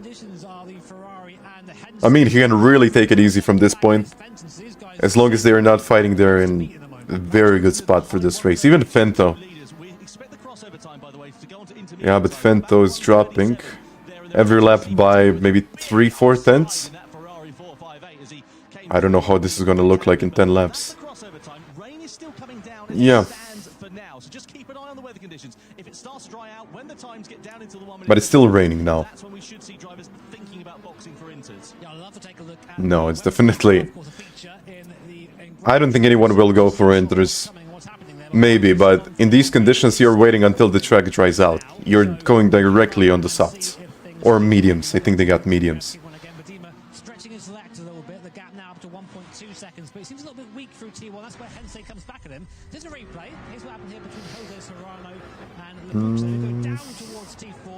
Ooh. He's down into P12. No, this is not a combination for Toyota now.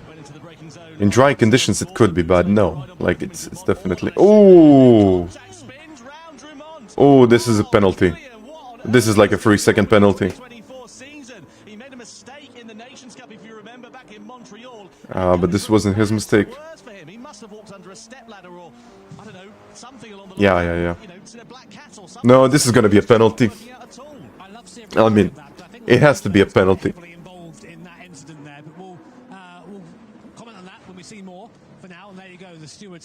Yeah. 3 seconds maybe. I don't think it was intentional, but it has to be a penalty. Yeah, and Estevez got into P7 somehow, like just avoiding the trouble as usual. Yeah, Killian. Yeah, Killian and Jose are like P11 and P12. Not something that you would expect, but yeah, the conditions are very difficult. It's hard to say who's gonna win. And I think that's another mistake from Estevez. I think he ran too wide. I don't know if it's gonna be a penalty or not. Is it the pen? No? No, he's fine. Weather? That's the weather. No, it's not. I'm sorry, but The weather isn't gonna stop. It's just gonna rain less. Changing their strategy and thinking on the fly. No, I don't think no one will get into the pits when we got the conditions like this one. No one. Because if you lose 20 seconds, it's game over. Oof. Ooh. No, he doesn't. He almost does. Yeah, and the contact there over the boots, they just spins him around. But Yeah. you see all the way in, really struggling with the rear of that Subaru, sorry. So I think that maybe that car just not quite the right car to be in these conditions. But still, it'll do well to come back from this Drummond, but back of the field for now. Unfortunate there for Killian as he sits down at the back of There we go. in 12th position for now. There is Ense. Tell you what, he's keeping Bedima honest, actually, isn't he, over the course of this No, first one thing is gonna be bump drafting. The another one is gonna be like literally hitting him in the middle of the corner. been here for a fair amount of time. You can see 4 points. But yeah, but it's already 5 seconds. P5 and the rest of the guys are like 7, 8 seconds behind. Yeah, 3 seconds. I told you, 3 seconds it is. That collision with Killian Drummond. Well, we Nothing for bump drafting, but 3 seconds. I think it's fair. with a 3-second penalty, It's which is gonna drop it's not really good for anyone, but there and thereabouts once he served it. he's gonna drop. Fair, he spun Drummond, and He there's is going to drop to P10. penalty there, I think is fair in that Yeah. situation. So meanwhile, in the mid-back, Paul Euro will be the first person to gain from the Butaz's penalty. You can see that free the top of his car there. I'm not gonna say that that was intentional bump drafting. Maybe he just 3 seconds, so you lose a lot more. thought that he was gonna break earlier. I guess the judges thought, okay, 3 seconds is enough. We're not gonna give him another penalty for bump drafting because that's just gonna ruin his chances. He made a mistake. Okay, it's a 3-second penalty, but just not. Let's not make it even worse. Oh, very, very wide. Almost collects the back of the Buta then, gets up his own penalty, but we've seen a lot of drivers doing that, just sort of beating off the corner, trying to avoid too much rotation, trying to get it all in one hit and accelerate in one. I mean, 3 seconds is quite common, so A bit of lock on, because that's an easier way of just getting. we just have to watch and see how many places is he going to lose. There as well. The Honda's not been particularly fast actually so far this week, especially in these. At least I have an excuse. As he comes out of turn 4. The SFS's lap time, Tom, if you look at it, he's matching the leader pretty much at the moment. So Yeah. he's really quick as SFS, so keep an eye on him. Yeah, Stevens is really quick at this point. I think he picked up the pace. The car is just better in these conditions. I mean, I cannot deny it. The rear engine car. I don't think this is going to dry out anytime soon. So for the next at least 6-7 laps, we got the same conditions. Okay, how many places is he going to lose? Dropping to 7th place. Okay, he didn't lose too much. I thought he was gonna lose more, but I guess the other guys lost a little bit more time than he did. But yeah, Esteves from P12 to P6. Yeah, he might even get P5 now. Where are we at in terms of lap times? We're still in the low 138s at the moment, so we're not close enough for a changeover. The rain is still falling down, but at a lighter intensity than it was. Let's have a look and see. But yeah, no one is gonna go for intros anytime soon. Ooh, that's why. Penko on the inside, bit of contact there with Romero. I don't think that cost them too much, really. It didn't cost him too much, it cost him a second. Like, There you go, finally I've got one right after all this time. It's taken 8 years, how long it's been. Oh! it saved the BMW, and yeah. Forgetting that it's the pedal on the left that slows you down, or you've got a clutch, I guess, but slows you down too. And back down to 12th place, he goes behind Killian Drummond. Coque Lopez is struggling. Serrano, Drummond, and Lopez. Yeah, I wonder if he's going to try The last 3 places in here. immediately on Killian Drummond and get himself ahead. But just if you watch the gap from Closes right Mohammed there and Hensi, they're always in like half a second, 8/10. It's not moving too much. It's like always in that range. fighting the car. But Fento is already 5.6 seconds behind, Be there for the Spaniards. which is again 6 seconds from the lead. Move a little bit. If you're trying to put in these I think if he can manage this pace, and I think he can manage this pace, riding through this mid-section, he has a good chance of finishing on the podium here. anyway, the weather does line up. And maybe even attacking them later. That it's I wouldn't be surprised if the MG has pace in dry conditions, so I wouldn't be surprised later that he starts picking up a little bit of pace. lap 8, and here is a replay there of Coque Lopez. So this is going to be quite scary on board. Yeah, I mean, Lopez, they hit the brake pedal, too late on the brakes. got to get out of the way. Oh. Yeah, too much slipstream, too late on the brakes, and there you go. It's quite easy to make this mistake. I am now last. Yeah, that'll make you twitch like a rabbit's nose, wouldn't it? Unfortunate there for Coque Lopez, and just just about managing to Yeah, Serrano and P10. And they are already... Wow, they're all like 15 seconds behind the lead. What is the lifetime telling us? 16. Killian 17 seconds. They need a miracle to get back into this race. They really do. Like, not a miracle. They need like a complete game changer. And Honda is gonna go for it. He's gonna go down the outside of this one. This... Ooh, okay. A little bit of a hit. Nothing too much. I think he can find traction on the outside. Ooh, can he do it? Ooh, he's got the grip. No. Usually the outside line is the best one.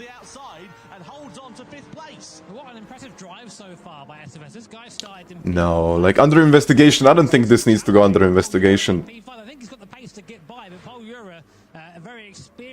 Maybe under investigation, but I wouldn't give anyone a penalty for this. It's just racing.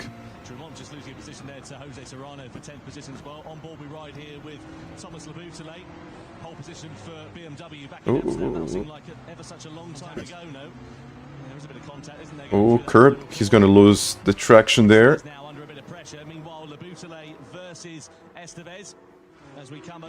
Can he do it?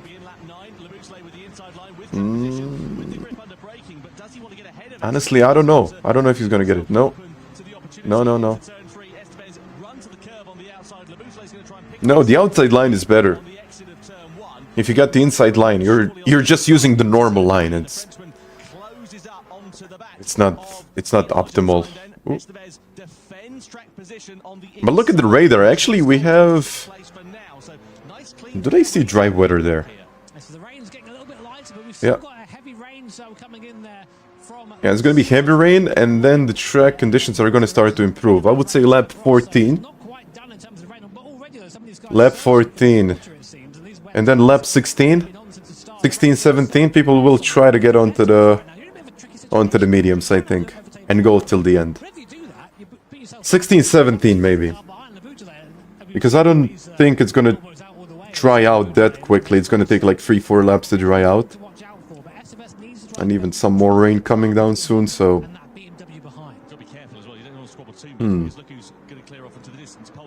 Yeah. Another patch of heavy rain coming. It's just... Yeah, it's really difficult to say at this point. But MR cars are OP here. They're just... Ooh, okay. Ooh, he's got it. Oh, yeah. No further action. Okay.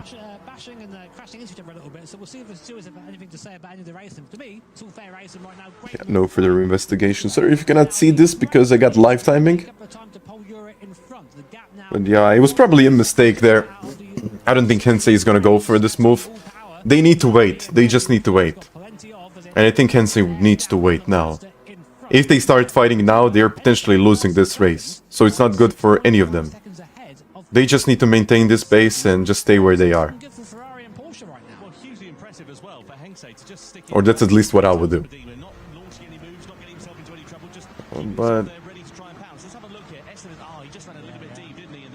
But he gave him a push here. I don't know about this.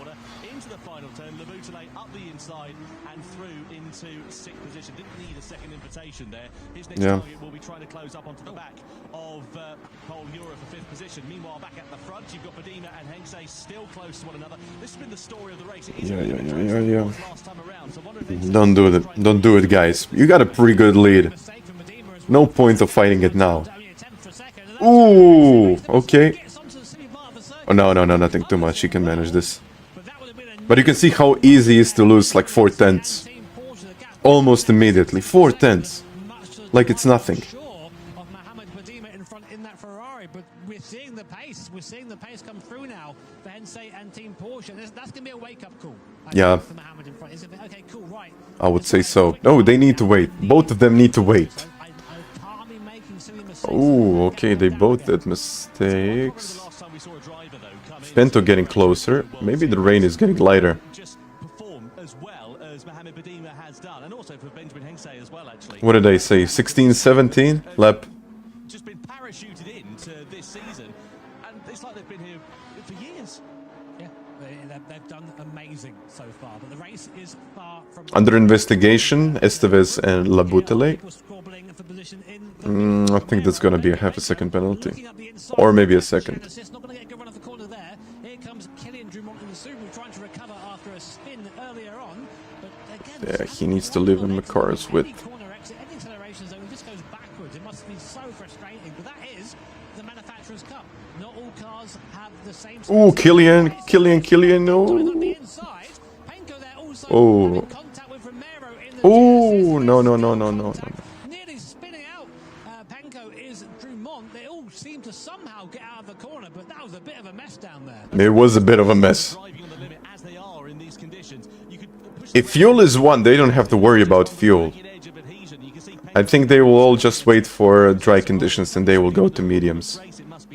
We don't see the dry line quite yet, because I think the rain is still coming down. Maybe it eased off. I don't see the radar. I don't have the radar, so I don't know. But, I mean, looking at this, just in a couple of laps we will start to see the dry line forming. And then people will eventually try to do something and maybe even try... yeah, 1 second. 1 second for Labutele. Just as I said. Yeah, that's for the bump. That's for the bump, and that's... And that's got him a place there, so he's gonna lose that place now. Is he really? Another penalty for Labutele. He's costing himself here a good result. Yeah, he's been in the water a little bit over the course of this race, hasn't he? Let's be completely fair. We're still not quite at the halfway stage of this first race. There's plenty of action left to come. You can see Nico Romero there, just up ahead of Dumont. 8th, 9th, 10th then for Romero, Dumont and Serrano as it stands for now. Labutele there with that 1 second penalty. It's kind of eased up at this point, but Killian will try to push his way through now. I don't think he's going to wait too long. Ooh, and Paul. But Paul is doing an amazing job in that Mazda. And later he will have... I think he will have better pace at the end of this. And you can see the dry line. I think you can see the slight forming of the dry line now. Can you see it actually, or that's just a reflection? No.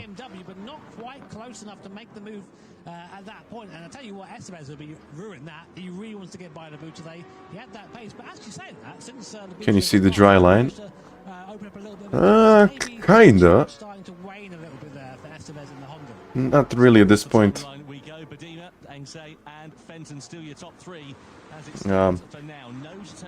They need to show us the radar, otherwise I don't know. Is the rain coming down? That's the main question that I have.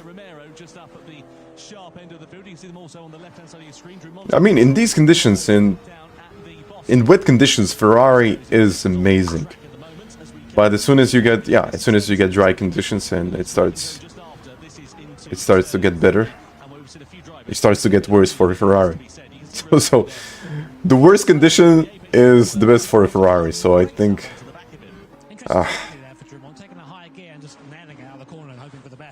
I don't know what to think at this point, but I think Hensey's got this. I'm starting to believe that he's got it. He's just waiting, he's patient, he's doing a good job there, just staying in P2. They lost a bit of time to Fento, but it's looking good for them.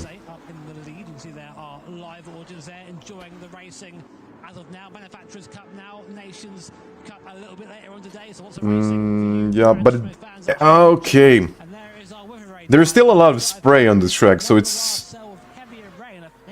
No? Yeah, it's starting to clear up. I think only at the end. They need to wait now. They need to wait.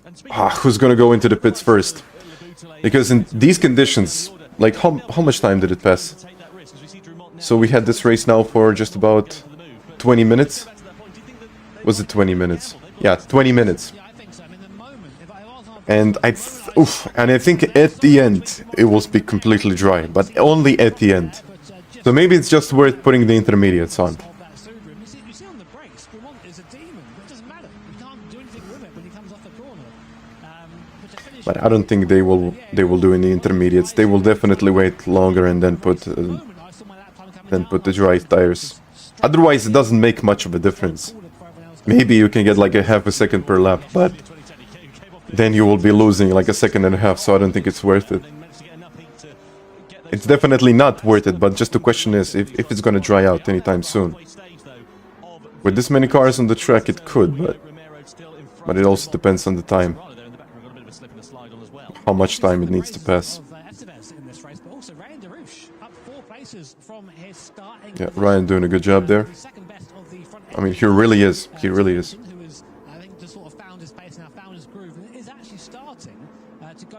Yeah, no more puddles, but it's difficult to say if that's the dry line. I don't think that's the dry line. You can still see it.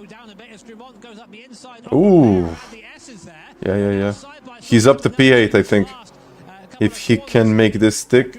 Oh, no. No. Yeah, he's got better acceleration. Killian's got the cornering speed, but nothing much that you can do in the corners. Ooh! I said it, and he did it. No, he did it. But now let's have a look if he's gonna get back to him. Romero's got the outside line, which is usually the faster line. Let's just see, and he's got better acceleration. Yeah. Maybe. Yeah, he's on the inside now. Tells you, like, it's gonna be difficult for Killian. Killian can do this in the clean air, but if he's fighting someone, no. Especially someone with good acceleration. That's a heavy car, but good in acceleration. But look at this now, again. He's a full car width. Oh yeah, I think he's clear now. He's clear now.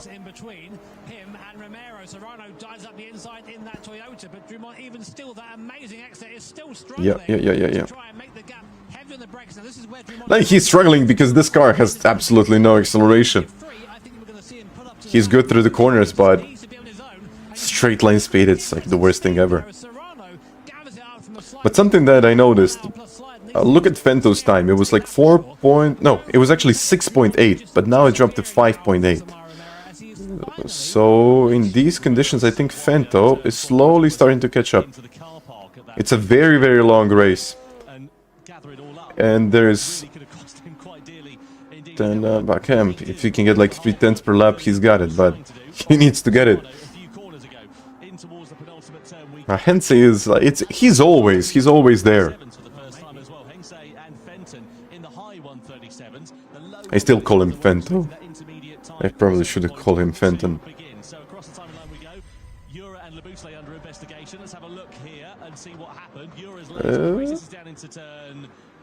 Oof.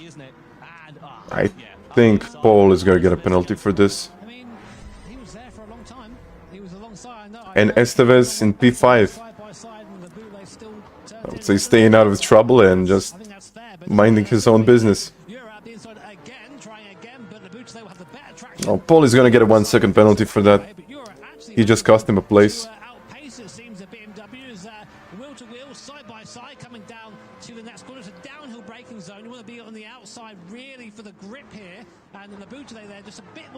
No, Killian will start to catch up at this point. Like, look at the gap is 3.5. Okay, 3.6 now. He will probably get up to maybe 2 to 3 seconds now. Yeah. Look at the dry line. Yeah. I just wanted to say it.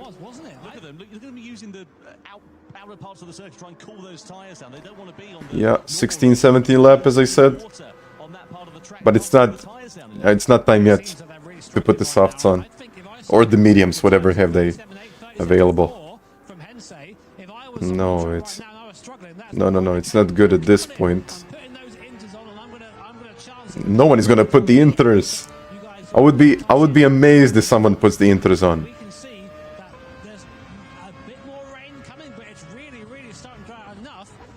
No, it's gonna start to dry out. Someone is gonna take the mediums first and start to use the dry line.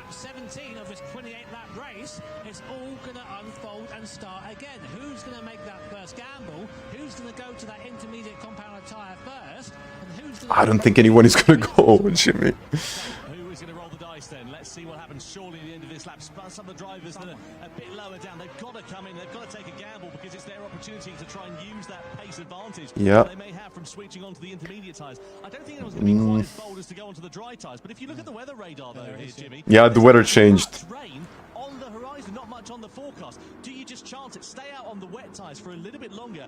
But I don't think this is like heavy rain. I don't know the conditions on the track, but I can see the dry line forming. 12, 14 seconds maybe from a pit stop.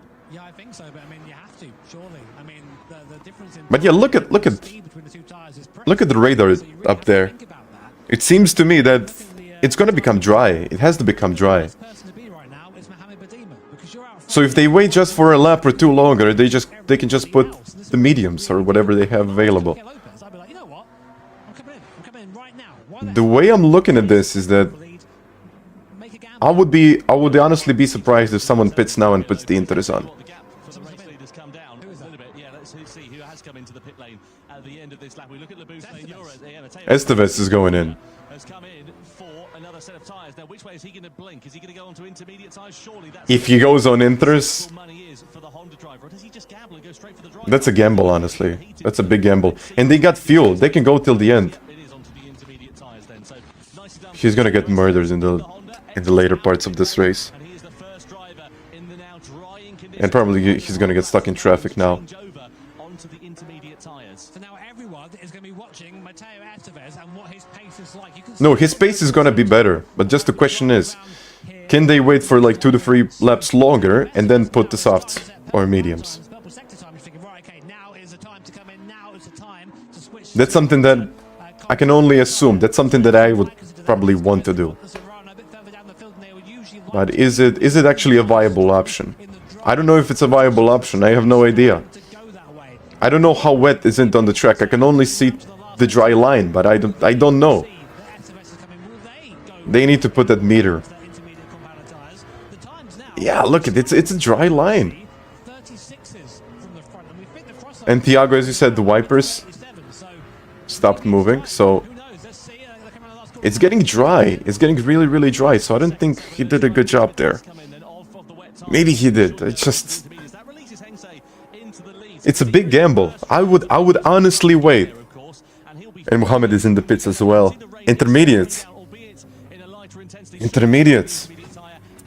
It's too early, maybe. So the Ferrari onto the intermediate tyres. He's the second driver to blink and go on to that quicker compound at this. He cannot afford a mistake now. He literally has to drive the fastest laps. He needs to go. To those intermediates. He comes out right behind Ray and Darush. So this is Penko. interesting for him. Will he have the pace to be able to drive by Darush? Or will he By a second now. Yeah. You want to try and put yourself into a gap when you make a strategy call like this, but right now he's behind Darush. So coming out of But is the track going to dry out? This is the traction zone. Let's see the difference between the Ferrari and that It's still, from what I can see in the camera down in the bottom section, it's still very wet. gaining a tenth of a second just on the exit. I think this is the right call. And you see I would wait. coming in now also for that intermediate compound tire. I think we'll see them all come in now, Tom. Yeah, this is the time when mistakes can be made. The cold tyres for Vadim. He's going to spend a few corners getting them up to temperature, but he's doing a really good job. You can see a bit of an eyebrow switch there as we look at him in the bottom left-hand corner of your screen. Ran Darush in front, and surely Darush is going to come into the... He needs to be quicker than him now, otherwise he's going to lose this race. They can't sit out there on these wet tyres, and they've got to change over to the inters. Is anybody going to take a gamble, though? Stay on the wets, maybe go for the dries a little bit later on when the track gets even faster. It's a gamble. It could pay off. It could, because you're then saving. I think it's a good gamble for them, Time around here. especially for the ones that they don't have nothing to lose. Badima now not quite making the inroads on Darush as you think he would. The Rouge isn't going into the pits. The tire, wet tire is still okay. In my opinion, Mohamed made a mistake here. These sort of low speed corners. You can see the dry line forming. It's an obvious one now. Look at the fastest sector times, though, coming in on the timing. But then will there be a benefit? He was fastest overall in that first sector, by second sector rather, by a second over the comparative wet. Yeah, Estevez is quickest, I think, on the track right now, because he's got clean air. Surely it's going to be a matter of when and not if Badima finds his way through on the wet shod Darush. I mean, you can see the circuit Maybe this was the strategy. to have drier patches. I just have no idea now. The wet part, and Badima tries Because only 8 laps now. to really use I mean, when I say only, intermediate you can see there is almost no spray when he's on the dry line. lunch that intermediate tire on the dry dry compound the circuit, but that's what it's there for. It's But there look at this. to No spray. And the sunshine will appear now. He's gonna be in trouble later. He needs to go for a move now. If he's staying out, He just needs to go for it. immediately onto the slick. So Oh, a bit of a bump draft. easy pass there for Demon, not quite though. There's No, it's not an easy. It's not an easy pass. It's a really difficult one. Especially he needs to go for this. It's dry here. You can just hear the tires. Ooh. Ooh. This is not a good camera, guys. Give us side by side something. Okay, he's just letting it go. Yeah, he needs to break away now. He needs 3 seconds. But now he needs to catch Hensei and Fenton, who have both chosen not to pit here. So No, no, no. They will go for mediums. Look at this. It's dry now. well, take a look at lap times. I mean, this is not really going to be. Paul is pitting. I think of the pace. Is Paul maybe going for... Still does a 34.7 whilst passing. What is Paul's decision now?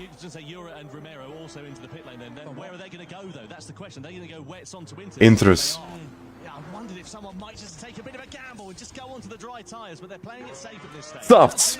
Romero is going for softs. A massive decision here. Nico Romero for Team Genesis decides to play a hand. He's going for those soft tyres. So let's see how he does. We'll watch this. He's got nothing to lose, so he can just push. But now this is going to be interesting. Pit lane now. Can he get up to speed, or is it going to be just a mess? So he's going to be going straight Yeah. over to that drying line. We'll see how he does. Let's just watch his lap times now. Intermediate tyres already. We'll have to stop again and go to those softs. This could be everything for Romero and Genesis. This is bold from Romero and for Genesis, but they've got nothing to lose. He's got the grip, I think. And this could be an absolute... Don't use the curb. Isn't going to come down. You can see the sunshine now bathing this. Yeah, I mean, he's got pace. He's got pace. He's actually catching him The now. likes of Bedina, he might have to firm it out on the intermediate tyre. No, he's catching him. Wait a second. So it could go from being an Oh, just don't use... advantage, depending I think it was 1 lap too early, but I'm not gonna say anything too soon. there. Take a gamble quite like this. We've got to keep He's a little bit slower now. You can see though now Maybe in this corner he's gonna get it. and the intermediates No, he's very careful, I would assume. 10ths of a second quicker for the But he can stay on these tires, so they will have to use the softs now. At this stage, Romero. So let's look at his. They need to take the softs. Yeah, Nico is faster. The wet tyres a little bit faster. No, Darush is gonna go to the softs. I would be amazed. Yeah, Right now, but will it be I told you. opting to come in for that softer boot lane, Serrano and Coca Lopez then. The only problem is the pit exit. Did Mohamed Badima blink? No, Hensey is gonna pit... Yeah, he's gonna pit last. I will tell you that. He's gonna pit last. He's got nothing to lose.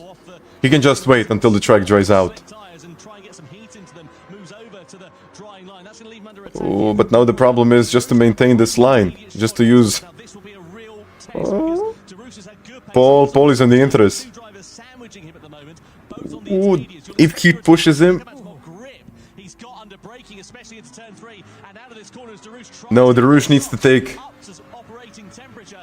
Yura here is on the inside. Darush, I'm sure, is going to be a little bit defenseless at this stage. Is he gonna be able to do it? Line down into the braking zone of turn 4. Paul... Grip under braking, he certainly Oh... has. He dives to the inside in the Mazda. Darush has got no answer for him. No, he cannot go outside of that line.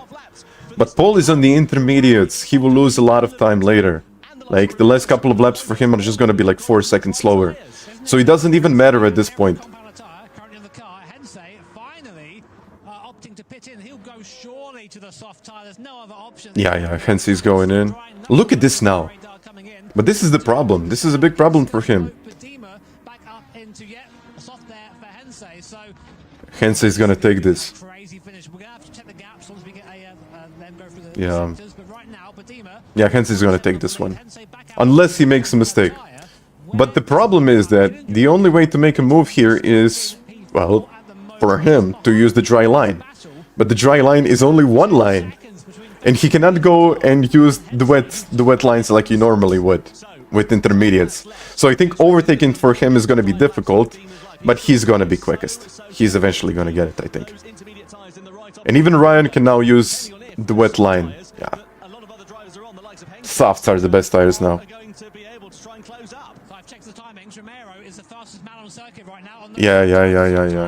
To be on. Look at Darush on the inside of Jura then. Yeah, Soft told touch you. for Darush. He's It's got easy. straight into it after just one lap. He now deposes It's not easy, but down into 7th place, and his next target is going to be Matteo Esteves. He's those are the best tires. standing still. But importantly, is there enough time? Is there enough time left? There's about 6 laps left here. You need at least a second of that plus the overtake. All of the intermediate runners are gonna drop down now.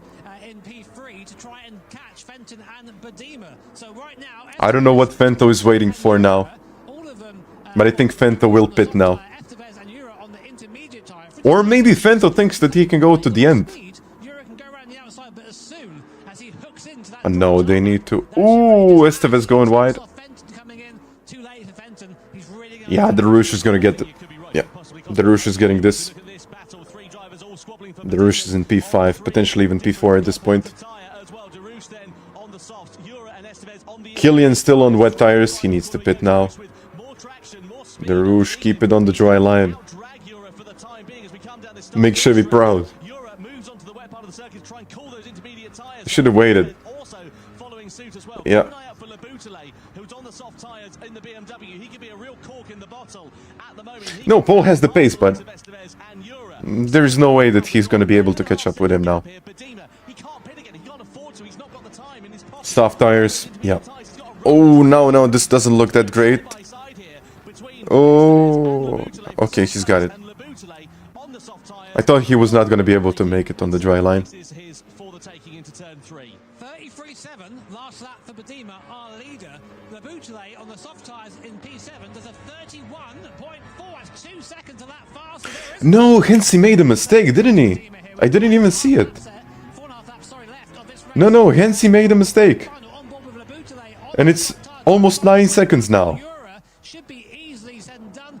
But still, Outside, up he goes. wow, 9 seconds, 10 seconds. Faster in the middle sector than Badima. No, Hensey is struggling here. Alone. That is an I don't know what happened to him, meteoric amount of time for Hengst. but he still got second place. Together with glee, because this is setting up an absolute treat. Yeah, he lost 10 seconds in this lap. Nose tail action for 4th place could possibly be the final place on the podium, because look at Drummond, he's on the wet tyres. They are not the compound to be on at the moment, and he is going to be a sitting duck. He was at 11 seconds. Fenton, Laboutelet and Darush. He was at 44 now. And Drummond is surely going to be losing out in a space of a few hundred metres as we head in towards the braking zone of turn 1. This is amazing racing. Ooh. Third, fourth, and fifth, all vying for position. Going in It was 9, but now it's... What is going on? I would be nice to see them. Yeah, but Laboutelet is gonna get this one. But Fento's got fresh tires. Fento, don't push him wide. Don't push him wide. He's on the curb. He's on the curb, I told you. Fento is gone. Straight off onto the outside of the track. Drummond with nothing going as well. No grip for him on the wet shod Subaru. And He was on the curb. for Daniel Fenton, he's put in a brilliant race in his debut event, and it all comes to nothing, sadly, for him. Meanwhile, at the sharp end, the gap up to nearly 10 seconds as we see Jura versus Drummond side by side. This will be easy for Jura because he has more grip under braking on the intermediate tyres. But Hengst made a mistake on that last lap.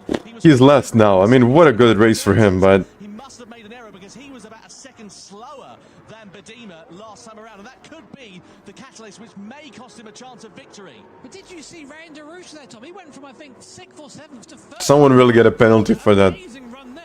However, there's They need to watch this, but they left him enough space, but he was on the curb. Look at this now. sixth place right He was on the curb. There is nothing much to do there. now. Side of the boots. It goes for the Yeah. Fenton, breaks into the- Curb. that hits through- it's Nothing. a little messy. I think, you know what I think happened? I think that there was a bit of contact. I think Fenton braked on the wet part, on the slicks. It looks like He did break on the curb, and that's why he spun. And that's the only reason. Well, the stewards have got more angles. Maybe he should have waited. No one will get a penalty for this. He had enough track, but he did break on the curb. No penalty for this. Because they left him enough space. But it was just a space on the wet part of the circuit. He should have lifted, in my opinion, but it's hard to say like this. Well, it's easy for me to say that right now, but it's hard to make a decision like that. We'll see, Tom. Fastest lap so far from Craig Lopez is a 30.5. Fastest lap from Badima is a 33.5. That's 3 seconds Yeah, Hensey. faster. There is still time for Hensey. Ooh! Inside Darush makes the mistake, gets onto the Darush. circuit. The slicks cannot deal middle of the water, and he slides But they got in this. the boot They of got the this. hitting pretty much everyone. They The got rest of this. Car up to P3. Will he stay there? Stewart's inquiry ongoing at Laburle will get P3 unless he makes a mistake. we need to keep an eye on this. 6.6 seconds, the last lap there. There is Bedima. Right now, you can't see Hensei. So right now, it's in good, okay. I've got to just run my laps. He's got 2 laps at the line left here. Putting over onto that wet. He's doing it 30. I'm telling you, it's not over yet. He's doing it 34.2. Hence, he's doing it 31. So that's 3 seconds per lap.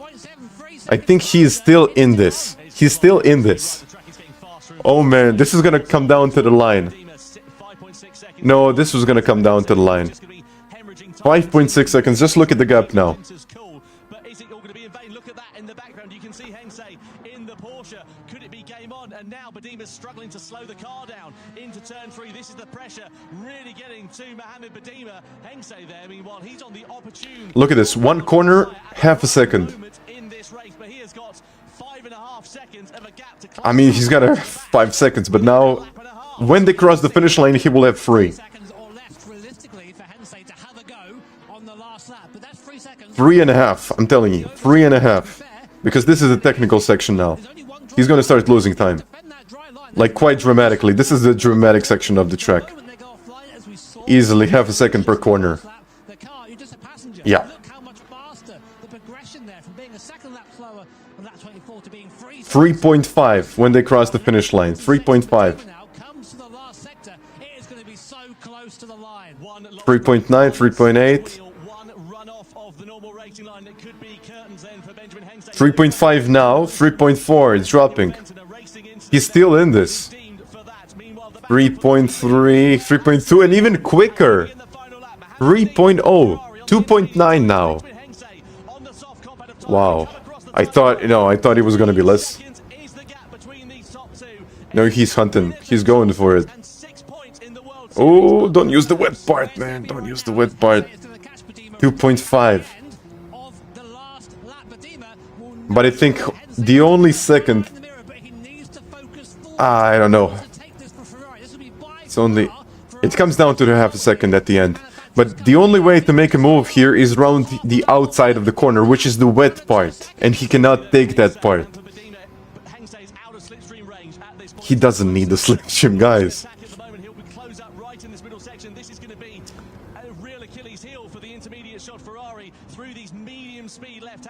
No. I think the Ferrari's got this. I don't think Hensei can do it.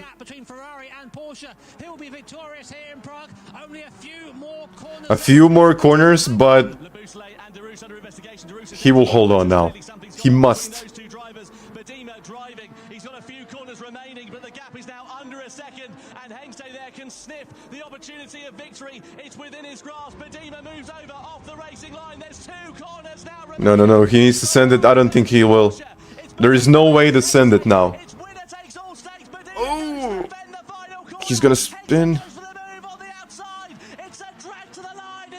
No. He's second. He's second.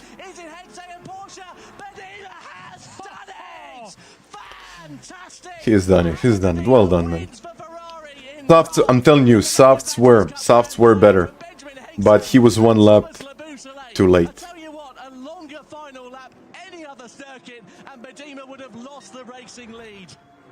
Koke finishing in P6 at the end.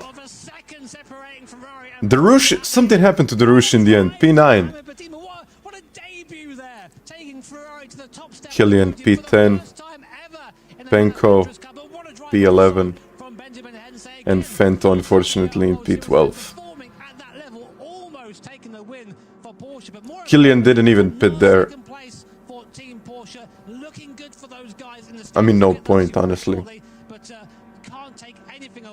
No, it was a good one. It was a good one from PD. We should have something like this in dailies. But I mean, Let's go catch up then with our race winner, Mohamed Bedima. His first ever event. He's down on the stage talking to Jules. yeah, but well done to him. My goodness, I'm sorry. I gotta say it, like he did a good job there. You can't just like come in all fresh and then just walk away with victory. What's going on? It wasn't easy, to be fair. It wasn't easy, as you can tell. But no, it feels unreal. I feel like I'm dreaming, to be honest. I mean, were you worried? Because obviously, you know, you're on the intermediate. No, he took towards the end, you could he definitely took a feel win. pressure. I mean, nice one. Was there a point where you're like, It was a good race. I wish we had something like that each week, but it only happens every once in a while. So I just thought, play it safe, and I could see the. No, but good stuff, good stuff. But you know what? I'm probably gonna end this one right now, and I'm gonna leave you to the Nations Cup. I mean, that was crazy. And Really crazy. How did you manage to stay this Manufacturers Cup is really something special because every car is different in its own section of the track, and it's really difficult to eventually pull something off. Because, for example, like as you probably witnessed, the Subi had amazing cornering speed, but no acceleration whatsoever, and it was almost impossible for that car to do something. And Killian was just stuck, and nothing much else that he could have done. But very sorry for Fento. He did a good race, and he should have had P3. Case scenario podium. If only my life was that exciting. This guy, this But is yeah. his first time ever here. He just walked away with it. Yeah. Let's give him a big round of applause. We'll throw it back to Tom and Jimmy. But I mean, Hensi did a good job there as well. He really did. But you know what, guys? I'm gonna leave you to it. Just go watch the broadcast. I hope you enjoyed with this one, and maybe we can do this one more often. Maybe we could. But yeah, Having that pressure there, knowing you're on that wrong time, but what a mature drive, you know. 10-second gap. Yeah. Made the decision early. And The gaps were pretty we huge. saw more mature drivers, Coca Lopez, we saw Killian Drummond struggle with that Great decision. race. He comes in, first time, bam, easy, completely done that. No, it doesn't matter. You still have to do it.